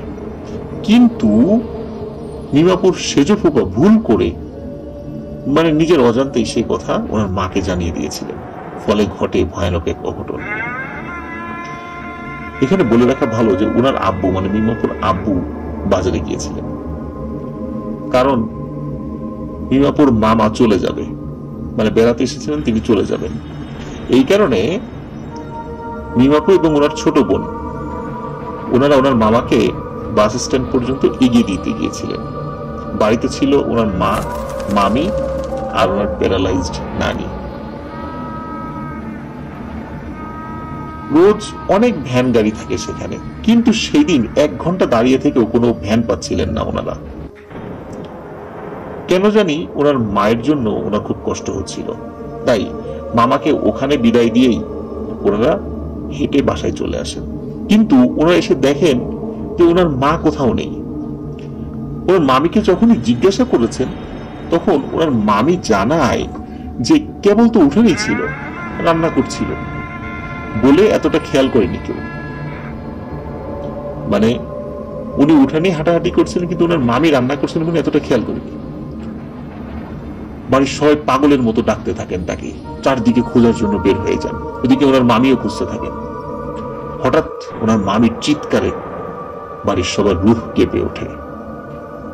দৌড়ে গিয়ে ওনারা যা দেখতে পান তা কখনো কোনো সন্তান তার মায়ের এই দৃশ্য দেখতে চাইবে না। ওনারা দেখেন ওনার মা পুকুরের মধ্যে গলা পর্যন্ত ডুবে গিয়েছেন। ডুবে গিয়েছেন বলতেই আমি এখানে একটি বিষয় বুঝিয়ে দিই, সেটা হচ্ছে পুকুরের পানি খুবই কম ছিল, পুকুরটা কর্দমাক্ত ছিল, পানি খুবই কম ছিল। মানে উনি ঠিক যেমন চোরা কাদায় বা চোরা বালিতে মানুষ ডুবে যায় না, ওইভাবে আস্তে আস্তে উনি গলা পর্যন্ত ডুবে গিয়েছেন এবং মনে হচ্ছে যে আরো ডুবে যাচ্ছেন। ওনারা সবাই চিৎকার করে লাফ দিয়ে ওই কাদার মধ্যে চলে যান, ওনাকে টেনে তোলার চেষ্টা করেন, কিন্তু ওনারা 3-4 জন মিলে ওনাকে টেনে তোলার চেষ্টা করলেও বারবারই ব্যর্থ হচ্ছিলেন। যাই হোক, আরো মানুষ চলে আসে, অনেক কষ্টের পর ওনাকে পাড়ে তুলে আনা হয় এবং ওনাকে পাটির উপর বা যেটাকে আমরা মাদুর বলি, ওনার পেটের উপর শুইয়ে দেওয়া হয়। মিমাপুর আব্বু আসে, অনেক চেষ্টা করার পরও তিনি তার জ্ঞান ফেরাতে পারছিলেন না, আরো অনেকেই চেষ্টা করছিলেন। এভাবে বেশ কয়েক ঘন্টা পার হয়ে যায়। এর মধ্যে কয়েকজন হুজুরকে ডেকে আনা হয়েছিল, তারা ওনার ঝাড়ফুঁক করে, তারপরে ওনার মায়ের জ্ঞান আসে। পরের দিন হুজুর আসেন, তার শুরুর দিন তো ওনাকে পাওয়া যাচ্ছিল না, মানে মিমাপুর মা তো ছিলেন না, যার কারণে হুজুর এসেছিলেন কিন্তু পাননি। কিন্তু পরের দিন হুজুর এসে উনি বলেন যে তোমাদেরকে বারবার বলেছিলাম যে আমি আসবো না জানাতে, তোমরা এই ভুলটা কেন করলা? আল্লাহর রহমত ছিল বলে সে বেঁচে গেছে, নইলে এই দুষ্টু জিনটি চেয়েছিল এই মহিলাকে মাটির নিচে মানে পাতালে নিয়ে যেতে। তিনি বলেন এই জিনটা হচ্ছে পাতাল জিন, এর মাটির নিচে থাকে। অনেক জিন শ্মশানে থাকে, নদীতে থাকে, গাছে থাকে, গোরস্থানে থাকে, বিভিন্ন জায়গায় থাকে, আর এই জিনটি হচ্ছে পাতাল জিন। এই জিনেরা এনাকে পাতালে নিয়ে যেতে চেয়েছিল, কিন্তু আর একটু হলেই নিয়ে যেতে পারত, কিন্তু সফল হয়নি। কারণ হচ্ছে তোমরা তাকে দেখে ফেলেছিলে। যাই হোক, তারপর হুজুর তার কাজ শেষ করেন, বাড়ি বন্ধ করে মিমাপুর মায়ের শরীর বন্ধ করে দেন। হুজুরের কাজের সময় মিমাপুর মা কিন্তু হুজুরের গলা চেপে ধরেছিলেন এবং মারার হুমকি দিয়েছিলেন, কিন্তু হুজুর দমে যাওয়ার পাত্র নন। এক পর্যায়ে কাজ শেষ হয়, তবে ওই পাতাল জিনটি চলে যাবার আগে বলে যায় সে আবার আসবে। পরে যখন মিমাপুর মা সুস্থ হন, সেই দিনের ঘটনা জানতে পারা যায়। তখন মিমাপুর মা বলেন যে ফুপা মানে যিনি বলে ফেলেছিলেন ওই হুজুর আসার কথা, তো ফুপা হাজি মানুষ হওয়ায় ওনার মা ফুপাকে সহ্য করতে পারছিলেন না। কেন যে সহ্য করতে পারছিলেন না এটাও উনি বলতে পারছিলেন না, কারণ ওনার মনে হচ্ছিল যে তার গলা চেপে মেরে ফেলতে। তো তখন কোনো কারণে ওনার ফুপা মনের ভুলে হুজুরের আসার কথা বলে ফেলেন। এরপরে হঠাৎ করে নাকি মনে হয় যে ওনার মা একটা ডাক শুনতে পাচ্ছেন পুকুরের ভেতর থেকে, বারবার তাকে পুকুরের কাছে আসতে বলছে। উনি পুকুরের কাছে যাওয়ার পরে মনে হলো পুকুরের নিচ থেকে, মানে মাটির নিচ থেকে বলছে চলে আয়, চলে আয়। উনি যখন পুকুরের সাইডে চলে যান, এরপরে ওনার আর কিছু মনে নেই।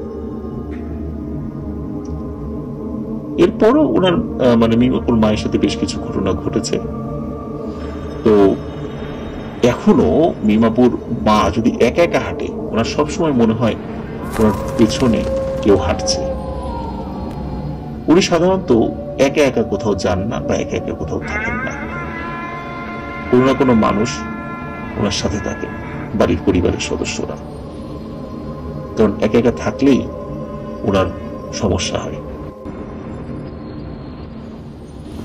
প্রিয় লিসেনার্স, এখন যে ঘটনাটি আমি আপনাদের সাথে শেয়ার করতে যাচ্ছি, এই ঘটনাটি আমাদেরকে যিনি পাঠিয়েছেন তার নাম হচ্ছে শিহাব। শিহাব ভাই বর্তমানে প্রবাস জীবনে আছেন, আর ওনার বাড়ি ব্রাহ্মণবাড়িয়া জেলার বাঞ্ছারামপুর উপজেলার আসাদনগর দক্ষিণপাড়া গ্রামে।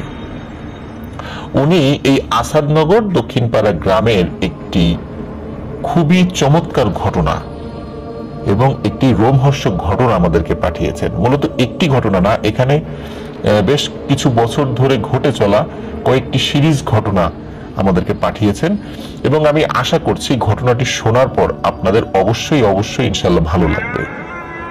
তো চলে যাচ্ছি মূল ঘটনায়। এই বাঞ্ছারামপুর যে পৌরসভা, এখান থেকে আসাদনগর দক্ষিণপাড়া গ্রামে আসতে গেলে মাঝখানে 1 কিলোমিটার একটি রাস্তা পড়ে। এই 1 কিলোমিটার রাস্তার একটি পাশে নদীর পাড় রয়েছে, আর এক পাশে ফসলি জমি রয়েছে। এর মাঝখান দিয়ে এই রাস্তাটি চলে গেছে। এখানে এই পুরো রাস্তার মধ্যে 3টি খাল রয়েছে। এই খালটি এই কারণে করা হয়েছে যে ওই যে ফসলি মাঠগুলো রয়েছে সেখানে সেচ যখন দিতে হয়, ধানি জমিগুলোতে সেচ দিতে হয়, তখন ওই সেচ দেওয়ার পর উচ্ছিষ্ট পানি যাতে বের হয়ে যেতে পারে এবং বিভিন্ন সময় বৃষ্টি হলে যাতে এখানে পানি আটকে না থাকে, এই পানিগুলো বের হয়ে চলে যেতে পারে, এই কারণেই মূলত এই 3টি খাল করা হয়েছে এবং তার উপরে ব্রিজও রয়েছে। আর এই 1 কিলোমিটার রাস্তা অনেক সুন্দর এবং খুবই চিত্তাকর্ষক হওয়ার কারণে ওখানে বর্তমানে কফি শপ বা বিভিন্ন ধরনের ছোট ছোট বসার জায়গা, ঘুরতে যাবেন, ঘুরতে গেলে ভালো লাগবে এমন জায়গা সৃষ্টি হয়েছে। মোটামুটি ওটাকে একটা ছোটখাটো পর্যটন এরিয়া বলা চলে। মানুষ অনেকেই ওখানে ঘুরতে যায় বিকালবেলা। তো যাই হোক, শুরুর দিকে আসলে এতটা ছিল না, কম ছিল। এখন আশেপাশে সরকারের বিভিন্ন প্রজেক্ট হচ্ছে, তো যার কারণে ওই জায়গা এবং ওর আশেপাশের জায়গাগুলো বেশ উন্নত হচ্ছে। তো ঘটনাটি আসলে শুরু হয় 2016 সালের দিকে। এই 2016 সালের দিকে ওই গ্রামে মঙ্গল ভাই নামক একজন ব্যক্তি, উনি ওই রাস্তা, এই যে 1 কিলোমিটার যে রাস্তা, এটাকে সবাই কাটাখালি রাস্তা বলে। হ্যাঁ, তো এই 1 কিলোমিটার এই যে রাস্তা, এইটার একটা জায়গায় উনি জায়গা কেনেন। জায়গা কিনে ওখানে বাড়ি তৈরি করেন এবং ওনার পরিবার পরিজন নিয়ে ওখানে থাকা শুরু করেন। তো উনি যেহেতু ওই কৃষিকাজ করতেন, তো উনি প্রায়শই কৃষিকাজ করার জন্য, ওনার ছেলে ছিল একটা 12-13 বছর বয়সের, তার নাম হচ্ছে ইমন। ইমনকে সাথে নিয়ে যেতেন। তো ইমন খুব দুরন্ত ছিল, বেশ চঞ্চল প্রকৃতির ছিল, খুব দৌড়ঝাঁপ করত, গাছে উঠত। তো স্বাভাবিকভাবেই এই বয়সের গ্রামের ছেলেরা যেমনটা হয় আর কি। আমরা শহরের লোকদের যারা থাকি, শহরের আমাদের 12-13 বছর বয়সী বাচ্চা কাচ্চাদের তো শুধু মোবাইলে গেমস খেলা, কম্পিউটারে গেমস খেলা, এগুলো ছাড়া আসলে কোনো কাজ নেই।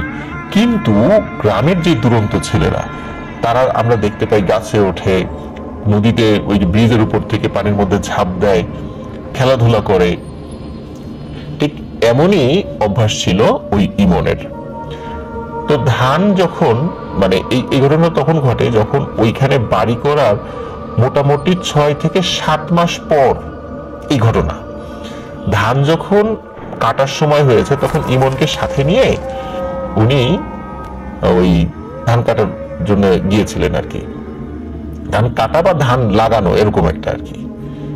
তো যেহেতু এই আশেপাশে পানি ছিল, ভিতরে আবার ছোট ছোট মাছও পাওয়া যায়, যেমন শোল মাছ, এই টাইপের মাছগুলো। তো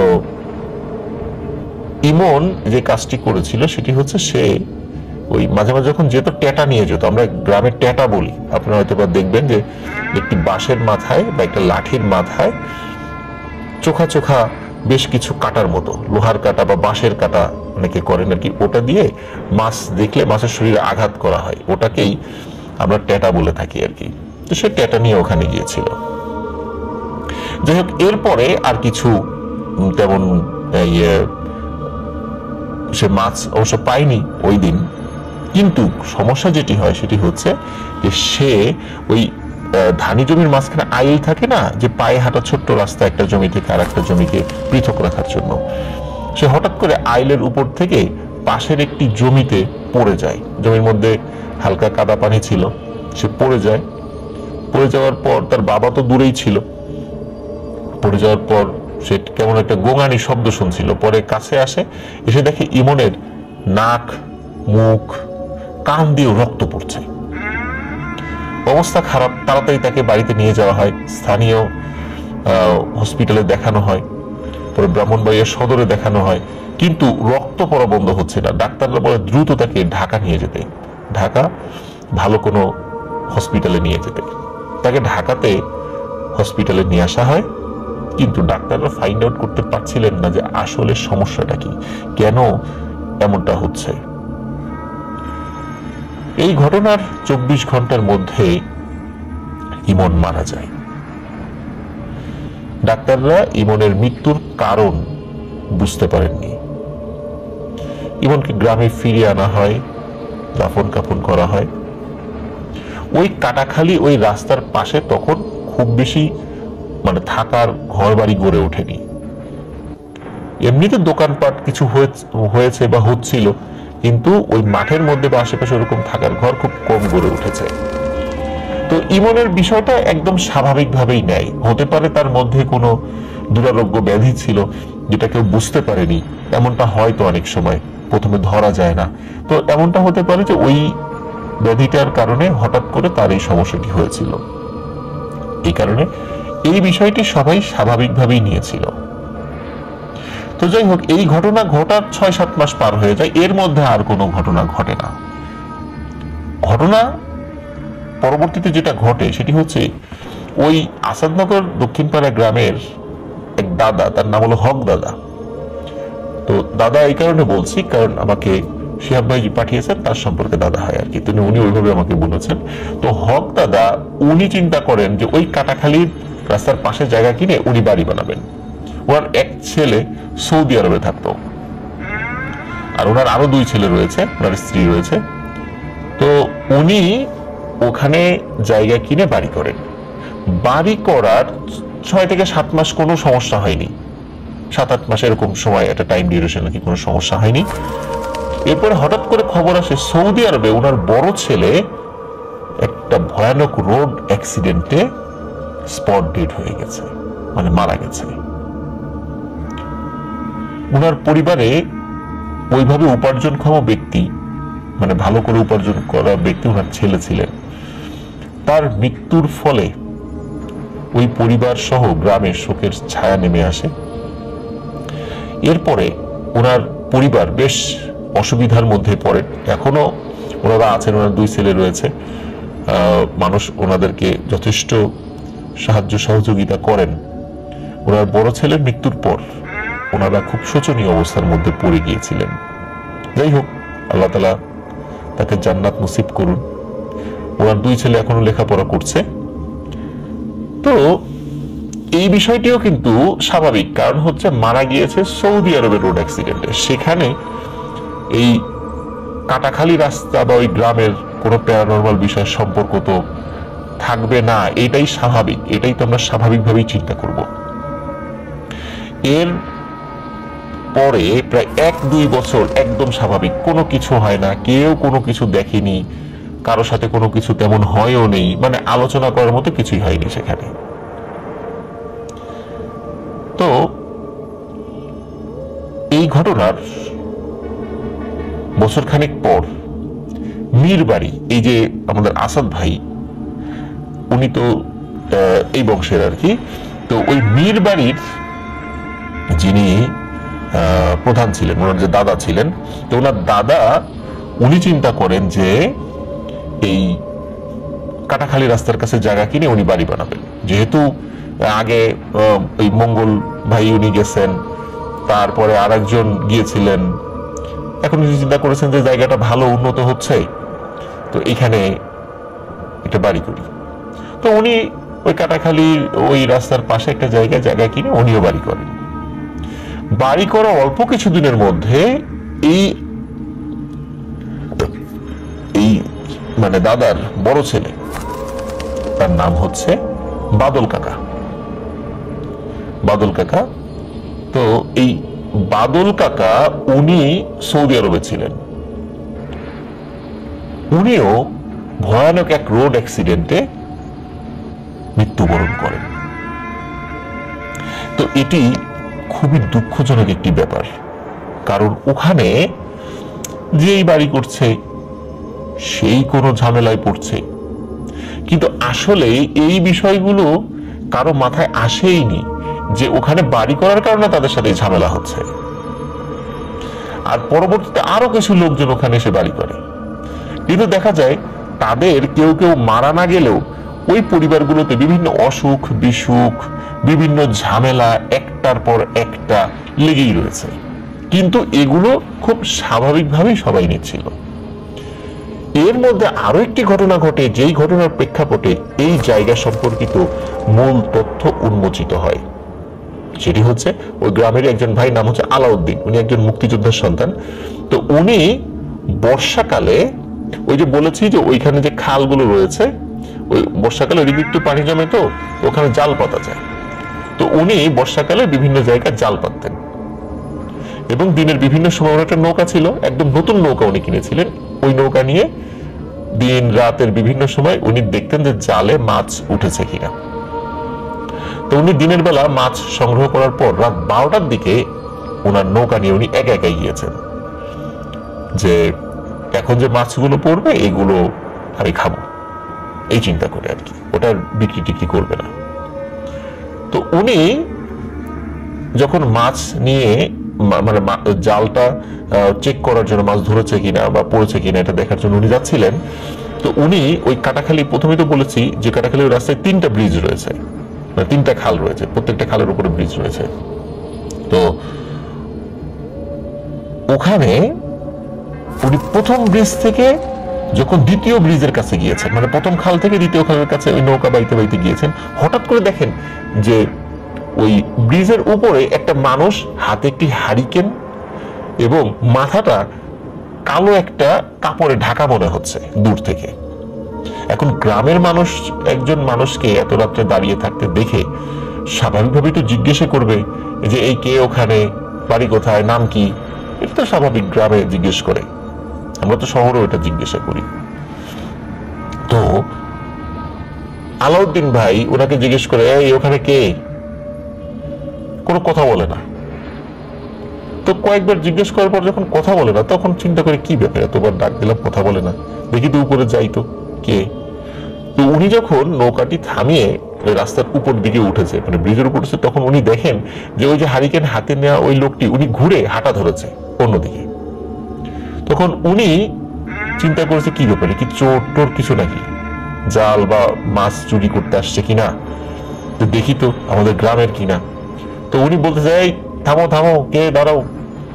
তো উনি হেঁটেই যাচ্ছে, একটা পর্যায়ে আলাউদ্দিন ভাই উনি দৌড় শুরু করেন পেছনে পেছনে, কিন্তু ওই লোক হেঁটে যাচ্ছে আর আলাউদ্দিন ভাই দৌড়াচ্ছে, কিন্তু কোনোভাবেই ওই লোকের কাছে যেতে পারে না।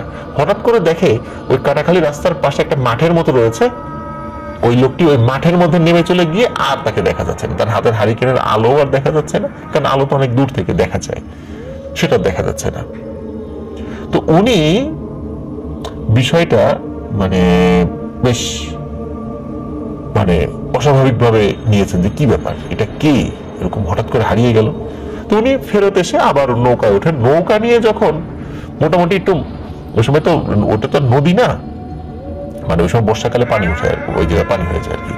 যখন ওই মানে মোটামুটি মিডিলে চলে আসছে, ওই পুরো রাস্তার 1 কিলোমিটার রাস্তাতে মিডিলে যখন চলে আসছে, হঠাৎ করে দেখেন নতুন নৌকা, মানে ওর মধ্যে পানি উঠতেছে এবং নৌকাটি ডুবে যাচ্ছে। তো উনি কিছুতেই বুঝতে পারছেন না যে পানি যে ঢুকছে, পানি ঢোকার উৎসটা কোথায়।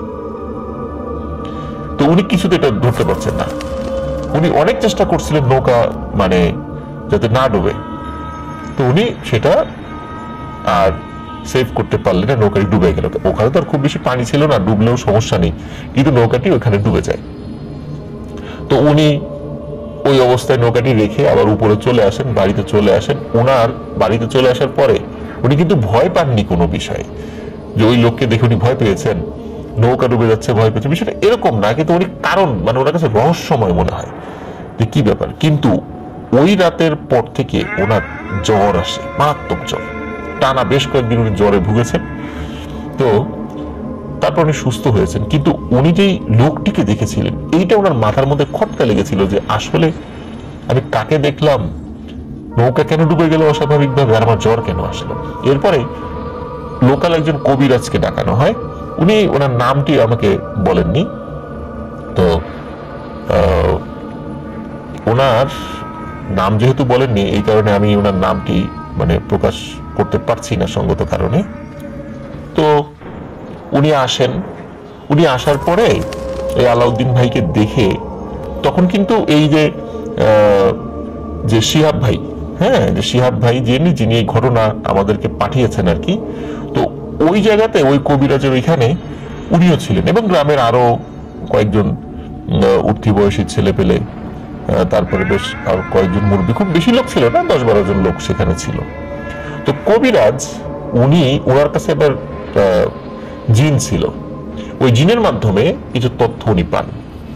সে জিন এসে কবিরাজকে বলে যে কাটাখালী এই রাস্তার পাশে ভয়ানক এক জিন থাকে, ওই জিনের মাথা 7টি, অসীম তার ক্ষমতা। আসলে কারো ক্ষমতা অসীম না, আল্লাহ তাআলা ছাড়া, মানে তার প্রচুর ক্ষমতা রয়েছে আর কি। সে যে কোনো কিছু রূপ ধরতে পারে, যদিও জিনেরা ইচ্ছাধারী জীব, সে যে কোনো সময় অনেক কিছু রূপই ধরতে পারে, কিন্তু ওই জিনটি রূপ ধরার বিষয়ে একটা স্পেশালাইজড একটা ক্ষমতা ছিল।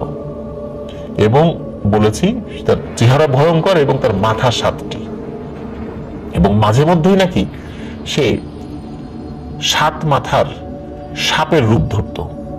তো এইরকম তথ্যগুলো ওই কবিরাজের সাথে থাকা জিন কবিরাজকে বলে, এই কবিরাজ এই জিনগুলো মানে এই জিনের মাধ্যমে এই জিনের তথ্যগুলো মানে সবাইকে বলে।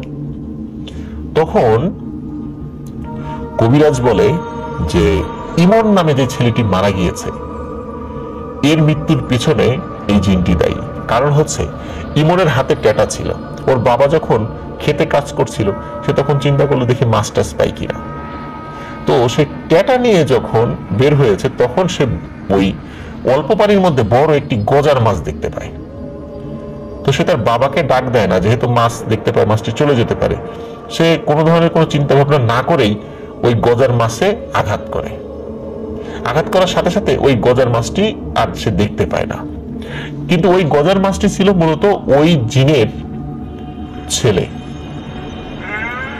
আঘাত পেয়ে সে মারা না গেলেও সে তার বাবার কাছে গিয়ে নালিশ করে, যার প্রেক্ষাপটে সাথে সাথে ইমিডিয়েট অ্যাকশন হিসাবে ওই জিন ইমনকে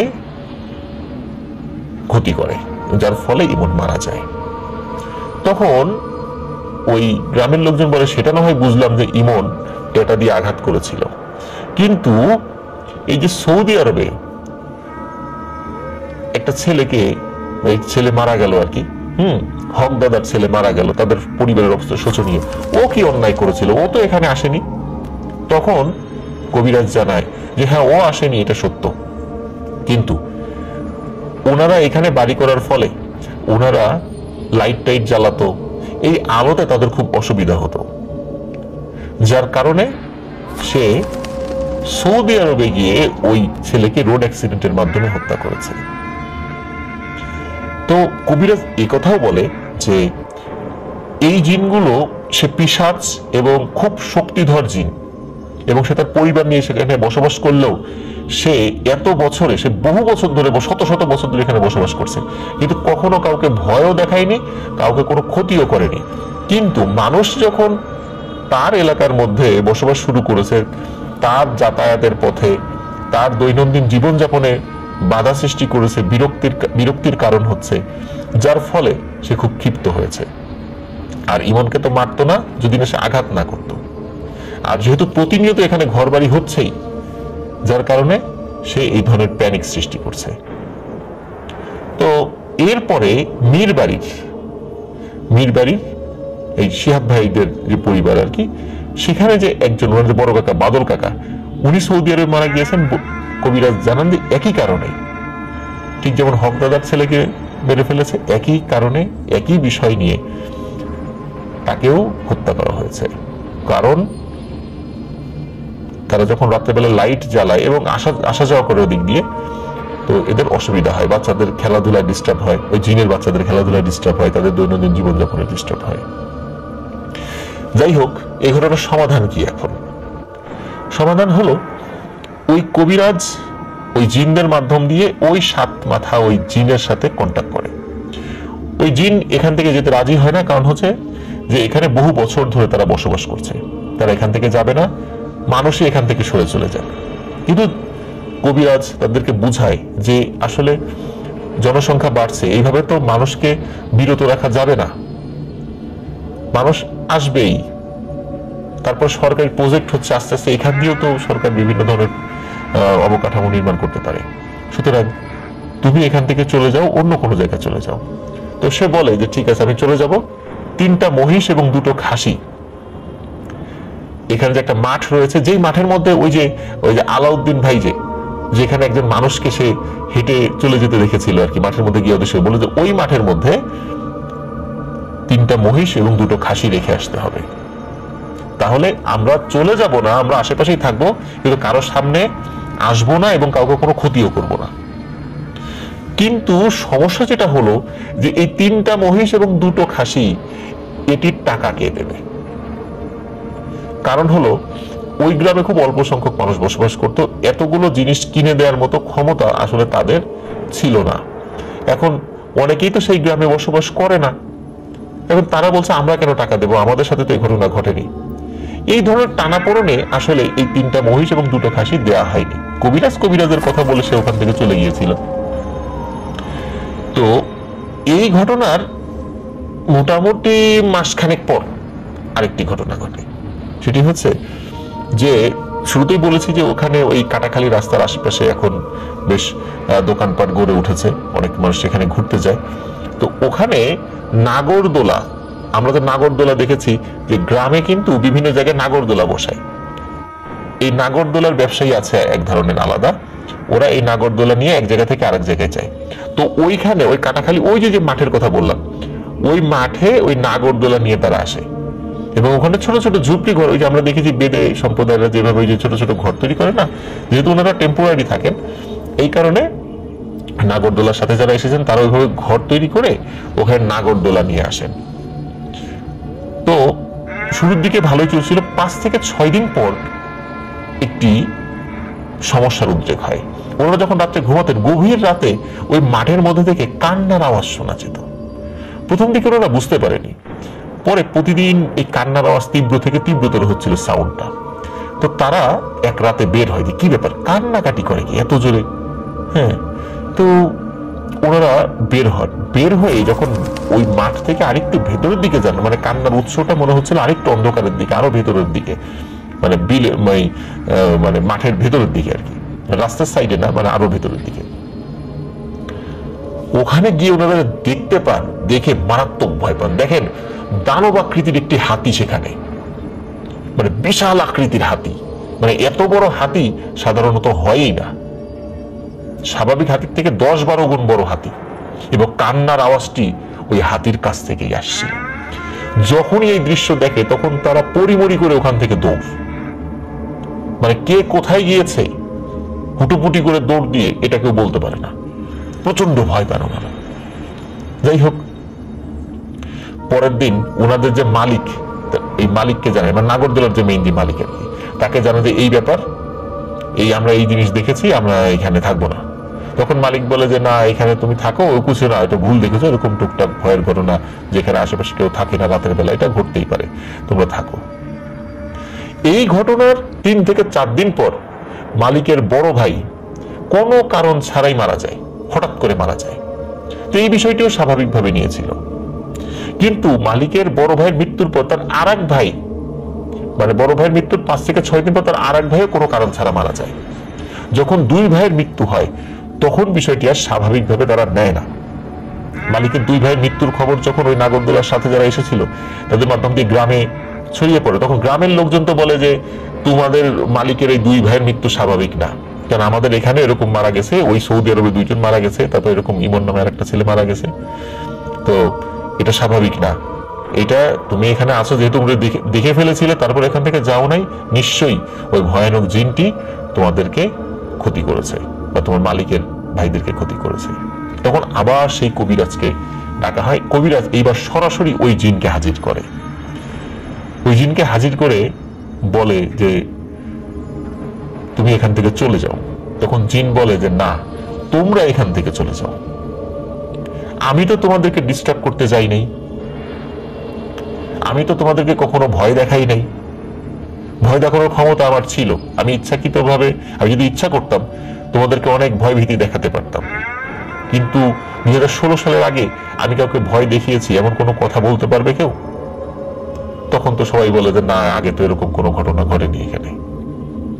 তখন বলে যে তোমরা আমার জায়গায় এসেছো, আমার পরিবারের চলাফেরা খেলাধুলায় ডিস্টার্ব করছো, তোমাদেরকে বলেছিলাম সমাধানের কথা, সেই কথা তোমরা শোনো নাই। এই নাগরদোলা গ্রুপকে ভয় দেখানোর পরও তারা সেখান থেকে যায় নাই, তাহলে দোষ কি আমার? আমি তো করবোই, আমি তো চাইবই যে এখানে কেউ যেন না থাকে। কারো জায়গার মধ্যে যদি একজন চলে আসে তাহলে সেই জায়গাওয়ালা কি লাঠি নিয়ে তাকে তাড়া করে না, যদি সহজ কথায় না যায়? সুতরাং আমি শক্তিশালী একটি জিন, আমি তো আমার প্রক্রিয়াই অনুসরণ করব। তো জিনের এই ধরনের কথাবার্তা শুনে আসলে মানুষের কিছু ওই জায়গায় বলার নাই, সে লজিক দিয়ে কথা বলল। তখন তাকেও বোঝানো হলো যে আস্তে আস্তে তো এভাবে মানুষ বাড়বেই, তুমি কয়জনকে ক্ষতি করবা, তো একটা সময় এমন হয়ে যাবে এখানে প্রচুর আলোকময় হয়ে যাবে, এর থেকে বেটার হয় তুমি একটা জায়গায় চলে যাও। তখন ওই জিনটি কিছুক্ষণ চুপ থেকে কবিরাজকে জানায় যে হ্যাঁ ঠিক আছে, পাশে একটি পুকুর রয়েছে এবং পাশে একটি হিজল গাছ রয়েছে, আমি আমার পরিবার নিয়ে ওখানে চলে যাচ্ছি, কিন্তু ওই জায়গাতে তোমরা কেউ আসবা না এবং আমাকে ডিস্টার্ব করবে না, আমিও কাউকে ডিস্টার্ব করব না। এইভাবে জিনের সাথে একটা চুক্তি হয়ে যায় গ্রামবাসীর, এবং এই চুক্তি হওয়ার পরে গ্রামবাসীর কাছে ওই জিন দাবি করে একটি একদমে লাল গরু কিনতে হবে এবং এই লাল গরু জবাই করে খিচুড়ি রান্না করে ওই হিজল গাছের নিচে রেখে আসতে হবে। গ্রামবাসী সেটাই করেন। এরপর থেকে এখন পর্যন্ত ওখানে কোনো ভয়ের ঘটনা ঘটেনি। মানে কেউ মারা যাবে, টুকটাক ঘটনা তো এমনি স্বাভাবিকভাবে বিভিন্ন জায়গায় ঘটে, ভয়ের ঘটনা ঘটে, কিন্তু ওরকম মেজর কোনো ঘটনা ঘটেনি।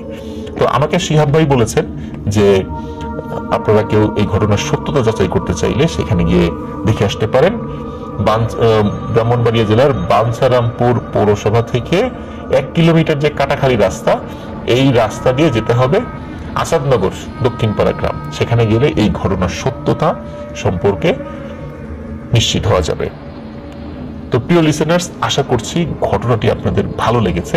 তবে এই ঘটনা থেকে আমরা একটা শিক্ষা পাই, সেটি হচ্ছে যে দেখুন, আমরা নর্মালি পিশাচ জিনদের সম্পর্কে জানি, এরা সুযোগ পেলেই মানুষের ক্ষতি করে, কিন্তু আসলে অনেক সময় হয় কি, আমরা মানুষরাই নিজেদের ভুলের কারণে ক্ষতির মুখে ঠেলে দিই। তারা আমাদের এখানে আসে না, আমরা নিজেরা অনেক সময় তাদের মধ্যে চলে যাই এবং তাদেরকে ডিস্টার্ব করা শুরু করি, যার ফলে ওরা তো ওদের স্বাভাবিক নিয়মে মানুষকে ক্ষতি করবেই। যখন আমরা ওদের এরিয়ার মধ্যে চলে যাই এবং ওদেরকে ডিস্টার্ব করি, যার ফলে ওরা কিন্তু আমাদেরকে ক্ষতি করে। আরো একটি বিষয় হচ্ছে যে আমরা অনেক সময় জায়গা কিনি। জায়গা কেনার ক্ষেত্রে আশেপাশের পরিবেশ সম্পর্কে আমরা শুধু চিন্তা করি জায়গার দলিল টলিল ঠিক আছে কিনা। হ্যাঁ, এটা ঠিক যে এটা দেখতে হবে, অবশ্যই দেখতে হবে, কারণ একটা মানুষ এত টাকা দিয়ে জমি কিনবে, সে কি দেখবে না? কিন্তু কথা হলো যে এছাড়াও কিন্তু আরো অনেক বিষয় রয়েছে। টাকা দিয়ে যদি জমি কিনি, জমি যদি কোনো সমস্যা থাকে আমার টাকাটা যাবে, কিন্তু ওই জমিতে যদি কোনো প্যারানরমাল সমস্যা থাকে বা আশেপাশের সমস্যা থাকে তাহলে আমার জীবন চলে যাবে। এই জন্য আমি সবাইকে পরামর্শ দিব, আপনারা যখন কোথাও জায়গা কিনবেন, ঘর কিনবেন, অবশ্যই জমির দলিল যাচাই বাছাই করার সাথে সাথে এই বিষয়গুলো মাথায় রাখবেন। যদিও এই বিষয়গুলো অনেকে বিশ্বাস করেন না, কিন্তু আমরা যারা এটা বিশ্বাস করি যে এই ধরনের ঘটনা ঘটে, অবশ্যই আমরা নিজেদের বিষয়ে সতর্ক থাকব এবং আমাদের আত্মীয় স্বজন যারা যারা এই ধরনের জমি টমি কেনেন, কোথাও বাড়ি করার চিন্তা করছেন, তাদেরকেও এই বিষয়গুলো সম্পর্কে অবহিত করব। অনেক ধন্যবাদ শিহাব ভাইকে চমৎকার একটি ঘটনা আমাদেরকে পাঠানোর জন্য।